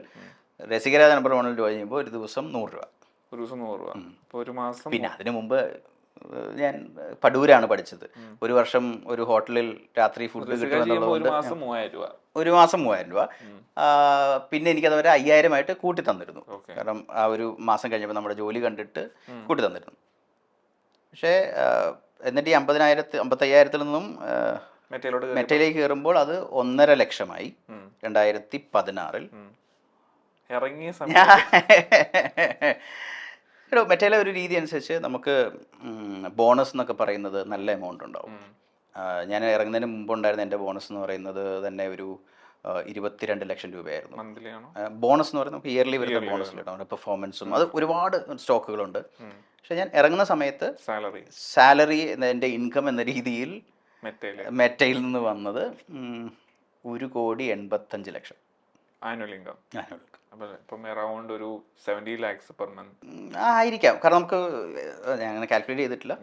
പിന്നെ എനിക്കൊന്ന് ഞാൻ ടാക്സ് ആയിട്ട് 55 ലക്ഷം രൂപയാണ് കഴിഞ്ഞ ഫിനാൻഷ്യൽ ഇയറിൽ അടച്ചത്. 55 ലക്ഷം രൂപയാണ് ടാക്സ് അടച്ചത്. അതെ, ഇതെനിക്ക് പറയാം, കാരണം ഐ മീൻ നമ്മൾ ഫയൽ ചെയ്തതായതുകൊണ്ട് പറയാം. പക്ഷേ അല്ല, അതൊരു ഡിസിഷൻ ആയിരുന്നുള്ളൂ. വലിയ ഡിസിഷൻ അല്ലേ? ആയിരിക്കാം. ചെറിയ മനുഷ്യർ ചിലപ്പോൾ വലിയ ഡിസിഷൻ എടുക്കേണ്ടി വരുമായിരിക്കാം. പക്ഷേ എന്നെ സംബന്ധിച്ചോളം ഞാൻ വളരെ ഫീൽ ചെയ്തെടുത്തൊരു ഡിസിഷനാണ്. കാരണം ഇനി അടുത്തൊരു 10 വർഷം വേണമെങ്കിൽ ഇതേപോലെ തന്നെ മുമ്പോട്ട് പോകാൻ പറ്റും. ആബ്സല്യൂട്ട്ലി, ഒരു പ്രശ്നമില്ല. കാരണം നമ്മൾ ഹാപ്പി ആയിട്ടിരിക്കുന്നതും ഹാപ്പിയസ്റ്റ് ആയിട്ടിരിക്കുന്നതും തമ്മിൽ വ്യത്യാസമുണ്ടെന്ന് വിശ്വസിക്കുന്നതാണ്. I was happy with whatever I was earning. പക്ഷേ ഇപ്പം ഞാൻ I'm like at the peak of my happiness. നമുക്ക് ഒരുപാട് കാര്യങ്ങൾ ചെയ്യാൻ പറ്റും. ഒരുപാട് കാര്യങ്ങൾ ഞാൻ നേരത്തെ പറഞ്ഞ റിട്ടേൺ ഫേസ് ഉണ്ടല്ലോ. അപ്പോൾ നമ്മുടെ അക്കാഡമി വഴിയാണെങ്കിലും സ്കൂൾ വഴിയാണെങ്കിലും I think this is the right time for me. പിന്നെ ഒരുപാട് കാര്യങ്ങൾ ചെയ്യാൻ പറ്റും, പല ബിസിനസ്സുകൾ ചെയ്യാൻ പറ്റും. ഇന്നൊരു സാധനം ചിന്തിച്ച് ചെയ്യണമെന്നുണ്ടെങ്കിൽ ചെയ്യാൻ നാളെ പറ്റും. മുമ്പ് ചിലപ്പോൾ അത് പറ്റിയെന്നുണ്ടായില്ലായിരിക്കാം. പിന്നെ എല്ലാത്തിനും ഒരു നെക്സ്റ്റ് ഫേസ് വേണ്ടേ. സന്തോഷമായ മെറ്റേന്ന് ഇത്രയും വലിയ സാലറി ഒക്കെ വേണ്ടാന്ന് വെച്ച് മെയിൻ ആയിട്ട് ഒരു പാർട്ടായത് CMA CDA-ലോട്ടാണ്. CMS. അപ്പം CMS ഈ ഒരു ഇത്രയും വലിയൊരു ഒരു ഡിസിഷൻ എടുക്കാൻ അവിടെ എന്താണോ ഇത്രയും വലിയൊരു ഒരു പോയിന്റ് എന്തായിരുന്നു? ഷാരു, ഞാൻ നേരത്തെ പറഞ്ഞല്ലോ റിട്ടേൺ ഫേസ് എന്നുള്ളത്. ആ റിട്ടേൺ ഫേസിൽ നമുക്ക് ഒരുപാട് കാര്യങ്ങൾ ചെയ്യാൻ ഇനി സാധിക്കും എന്ന് തോന്നിയത് കൊണ്ടാണ് CDA എന്ന് പറയുന്ന ഒരു ഓൾറെഡി ഉണ്ടായിരുന്ന ഒരു അക്കാഡമിയാണ്. 6 വർഷമായി വളരെ സക്സസ്ഫുൾ ആയിട്ട് 10,000 സ്റ്റുഡൻസ് ഇറങ്ങിക്കൊണ്ടിരിക്കുന്ന ഒരു ഡിജിറ്റൽ മാർക്കറ്റിംഗ് അക്കാഡമിയാണ്. കേരളത്തിലെ തന്നെ ഏറ്റവും ആദ്യം തുടങ്ങിയ അക്കാഡമികളിലൊന്നാണ്. ഇപ്പോൾ എൻ്റെ വളരെ അടുത്ത സുഹൃത്തുക്കളായിട്ടുള്ള ഫാമിലി ആയിട്ടുള്ള ഹുദൈഫും അസ്ലം, നിതാഷ, അങ്ങനെ ഒരുപാട് പേര് ചേർന്ന് തുടങ്ങിയ ഒരു സ്ഥാപനമാണ്. അതേപോലെ ക്വാഡ് ക്യൂബ്സ് എന്ന് പറയുന്ന ഒരു ഡിജിറ്റൽ മാർക്കറ്റിംഗ് ഏജൻസിയുമുണ്ട്. അപ്പം ഒരു 2 വർഷം മുമ്പ് ഞാൻ മറ്റുള്ള സമയത്താണ് ഞാൻ ഇവരുടെ ഒരു ഇതിലേക്ക് എത്തിപ്പെടുന്നതും. ബോൺ ഓൺ ഇൻസ്റ്റാഗ്രാം എന്ന് പറയുന്ന ഒരു കോഴ്സ് ഉണ്ടല്ലോ. ബോൺ ഇൻസ്റ്റാഗ്രാമിൻ്റെ മലയാളം ഫുള്ള് കോഴ്സ് എൻ്റെ ശബ്ദത്തിലാണ് കിടക്കുന്നത്. അപ്പോൾ ഇത് ഞാൻ പോലും അറിയാതെ പ്രാവശ്യം ഞാൻ ഇവിടെ CDA-യിൽ ചെല്ലുമ്പോൾ, വേറൊരു ആവശ്യത്തിന് ചെല്ലുമ്പോൾ അവിടെയുള്ള പഠിച്ചിറങ്ങുന്ന ഓരോ കുട്ടിയും എൻ്റെ ശബ്ദത്തിൽ പഠിച്ചു എന്ന് പറഞ്ഞപ്പോൾ ഞാൻ പോലും അറിയാതെ ഞാൻ ഇവരെ പഠിപ്പിച്ചു എന്നൊരു ഇതിലേക്ക് വന്നപ്പോൾ എൻ്റെ അമ്മ ടീച്ചറാണ്. 10-30 വർഷം കെമിസ്ട്രി 10ാം ക്ലാസ് പഠിപ്പിച്ച ആളാണ്. അപ്പോൾ നമ്മുടെ എവിടെയോ കിടപ്പുണ്ടായിരുന്നു തോന്നുന്നു. അപ്പോൾ അതിനെ ഒന്ന് ആ ഒരു തോട്ട്സൊക്കെ ഒന്ന് കിൻഡിലാവുന്ന സമയമായിരുന്നു. ഓക്കെ റൈറ്റ്, നമ്മളെ കേൾക്കാനും നമ്മൾ പറയുന്ന പഠിക്കാനും ആളുകളുണ്ട് എന്നൊരു ഇത് വന്നപ്പോൾ അതൊരു നിമിത്തമായി എനിക്ക് തോന്നി. അങ്ങനെ ആ ടീമുമായിട്ട് ചേർന്നാണ് നമ്മൾ ഓൺലൈൻ കോഴ്സുകൾ ഫുള്ള് സ്റ്റാർട്ട് ചെയ്തത്. ഒരു 100 hours ഡിജിറ്റൽ മാർക്കറ്റിംഗ് കോഴ്സും പരിപാടികളും. ചളിക്കവട്ടത്ത് ഇപ്പോൾ നമുക്കൊരു സ്റ്റുഡിയോ സ്പേസും കോർപ്പറേറ്റ് നമ്മുടെ പ്ലേസും ഒക്കെ ഓഫീസൊക്കെ ബിൽഡ് ചെയ്തതും. അങ്ങനെ അതിൻ്റെ ഭാഗമായിട്ടാണ് ഒരു അൾട്ടിമേറ്റ് സാധനം എന്ന രീതിയിൽ ഒരു worlds best creators and marketers school create ചെയ്യണം നമുക്ക് തോന്നിയത്. അതിന് ഏറ്റവും നല്ല സ്ഥലം കോഴിക്കോടുള്ള നമ്മുടെ ഇവരുടെ യുനെസ്കോയുടെ ലിറ്ററേച്ചർ സിറ്റി ആയിട്ടുള്ള കോഴിക്കോട് ഒരു 100-150 വർഷം പഴയ ഒരു ബിൽഡിങ് നമ്മൾ റീസ്റ്റോർ ചെയ്ത് ഏറ്റവും ബെസ്റ്റ് ആയിട്ടുള്ള സ്പേസിലേക്ക് അതിനെ മാറ്റി നമ്മൾ കുറേ റീലുകൾ അതിനെ കുറിച്ച് നമ്മൾ ചെയ്ത്. പ്ലീസ് ആർക്കെങ്കിലും വിസിറ്റ് ചെയ്യണമെന്ന് ആഗ്രഹമുണ്ടെങ്കിൽ ഡു ലെറ്റ് മീ നോ. ഒരു ഇൻസ്റ്റാഗ്രാമിൽ DM ചെയ്താലും മതി. I make sure that I take you there. കാരണം അത് ആളുകൾ അറിഞ്ഞിരിക്കേണ്ട കാണേണ്ട ഒരു സ്ഥലമാണ്. നമ്മളൊരു സ്ഥലം എന്ന് പറയുമ്പം അവിടെ പഠിക്കാൻ പോകുമ്പോൾ നമ്മൾ വെറുമൊരു ചുവരുകൾക്കുള്ളിൽ പഠിക്കുന്നതിലുപരിയായിട്ട് അങ്ങനെ ഒരു സ്പേസ് ചെല്ലുമ്പോൾ നമുക്ക് ആ ആംബിയൻസ് നമ്മളെ കൂടുതൽ സപ്പോർട്ട് ചെയ്യണമെന്ന് വിശ്വസിച്ചിട്ട് അങ്ങനെ നമ്മൾ ഉണ്ടാക്കിയൊരു സ്പേസാണ്. അവിടെ ഒരു ഹെറിറ്റേജ് ഒരു ഫീൽ ഒരിക്കലും കളയാതെ, എന്നാൽ മെറ്റയുടെ രീതിയിലുള്ള ആ ഒരു സ്പേസിങ്ങും. എപ്പോഴും തമാശയ്ക്കാണെങ്കിൽ ഒരു ഡ്രോണും ഒരു സൈക്കിളും നമുക്ക് ഒരേ സമയത്ത് അതിനകത്ത് പറപ്പിക്കാൻ പറ്റും. നമുക്ക് അങ്ങനെ ഒരു ക്യാബിൻ സ്ട്രക്ചർ ഒന്നുമില്ല, വളരെ ഓപ്പൺ ആണ്. ആകെ ഒരു ഡയറക്ടേഴ്സ് ക്യാബിൻ മാത്രം. ഫോർമൽസ് പോലും ഇല്ലാതെ ഷോർട്സ് ഇട്ട് വരുന്ന സക്കർബർഗ്. ഇപ്പം അത് പറഞ്ഞപ്പോൾ പണ്ട് ലാൽ സാറിനെ ഞാൻ ഇന്റർവ്യൂ ചെയ്യാനായിട്ട് ഷോർട്സ് ഇട്ടുകൊണ്ടിരുന്നിട്ട് ഞാൻ 2018 ആയതുകൊണ്ട് ഞാൻ കുറേ നെഗറ്റീവ് കമന്റുകൾ കേട്ടാണ്. ലാൽ സാറിന് മുമ്പിൽ കാല് മടക്കിയിരിക്കാൻ നിനക്ക് ആരധികാരം തോന്നുന്നു. ലൂസിഫറിന്റെ റിലീസിന് മുമ്പ് എനിക്കൊന്ന് നമ്മുടെ ലാൽ സാറിന്റെ ലൈഫിലെ ആദ്യത്തെയും ചിലപ്പോൾ ഇതിന് ശേഷം സംബന്ധിച്ചോണ്ട് അറിയത്തില്ല ലൈവ് പ്രോപ്പർ ലൈവ് ഇന്റർവ്യൂ ആയിരുന്നു അന്ന്. പിന്നെ അത് ഭയങ്കര ടെക്നിക്കലി ബ്രില്യൻ്റ് ആയിരുന്നു. നമ്മുടെ ടീം അത്രയ്ക്കും മെറ്റയുടെ ടീം ആയതുകൊണ്ടും കൂടിയാണ്. 7 പേര് ലൈവിൽ വന്നില്ലേ. രാജോട്ടൻ വന്നു, മഞ്ജു ചേച്ചി വന്നു, ടൊവിനോ വന്നു, സൂര്യ വന്നു. ഞാനിത് ചോദിച്ചു, ഓർമ്മയുണ്ടോ പണ്ട് എന്നെ കുറെ വഴക്ക് പറഞ്ഞത് ഓഫ്ലൈനിൽ. പിന്നെ ആന്റണി ചേട്ടൻ വന്നു, സൂര്യ ചേച്ചി വന്നു. അതൊരു ഭയങ്കര ഒരു ഭാഗ്യമായിരുന്നത്. അപ്പൊ അങ്ങനെയാണ് ലൈഫ് ഇപ്പം മുമ്പോട്ട് കിടക്കുന്നത്, വിശാലമായിട്ട് കിടക്കുക. ആടോ ഷാലു, എൻ്റെ ലൈഫിനെ പറ്റി പറഞ്ഞാൽ എനിക്ക് ഇങ്ങനെ പറയാൻ എനിക്കറിയില്ല. അതൊരു ഇങ്ങനെ പരന്ന് കിടക്കുന്ന ഒരു ഇതായിട്ടാണ് എനിക്ക് ഫീൽ ചെയ്തിട്ടുള്ളത്. അതിന്റെ കൂടെ സിനിമ നടക്കുന്നു. ഇപ്പോൾ ജോൺ പോൾ ജോർജിന്റെ ആശാൻ എന്ന് പറയുന്ന പടം നമ്മൾ റിലീസിന് ഇങ്ങനെ എടുത്തുകൊണ്ടിരിക്കുന്നു. ഞാൻ ജോണിന്റെ അസിസ്റ്റന്റ് ഡയറക്ടറാണ് ഈ പടത്തിൽ. ഒന്ന് ഞാൻ അമൽനീരദിനെ ഒരു ബാഡായിട്ട് തെറ്റിദ്ധരിച്ചില്ല മനുഷ്യനല്ലേ തങ്ങൾ?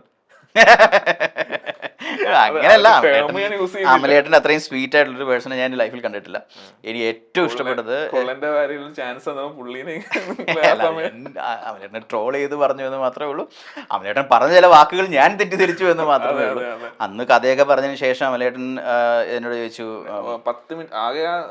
20 മിനിറ്റ് ഉള്ളൂ, പക്ഷെ കഥ പറഞ്ഞപ്പം അമലേട്ടൻ ഒരു 2.5 മണിക്കൂറോളം എടുത്ത് കഥ പറഞ്ഞു. അത് കഴിഞ്ഞിട്ട് ഞാനിങ്ങനെ തലയൊക്കെ ആട്ടിയപ്പോൾ അമലേട്ടൻ ചോദിച്ചു, ജിനു ഞാനൊരു വൃത്തികേട് കാണിച്ചോട്ടെ എന്ന് ചോദിച്ചു. ആ സെക്കൻഡിൽ ഇരുന്ന കൗച്ചിനെ പോലും ഞാൻ തെറ്റിദ്ധരിച്ചു. പക്ഷേ അമലേട്ടൻ മറ്റേ ഭിത്തിയിലെ മറ്റേ എൻ്റെ ഹൈറ്റ് അളക്കാൻ വേണ്ടിയാണ് പുള്ളി ഉദ്ദേശിച്ചതെങ്കിലും ശരിയാണ്, ഒരു സെക്കൻഡ് ഞാൻ തെറ്റിദ്ധരിച്ചിരുന്നു.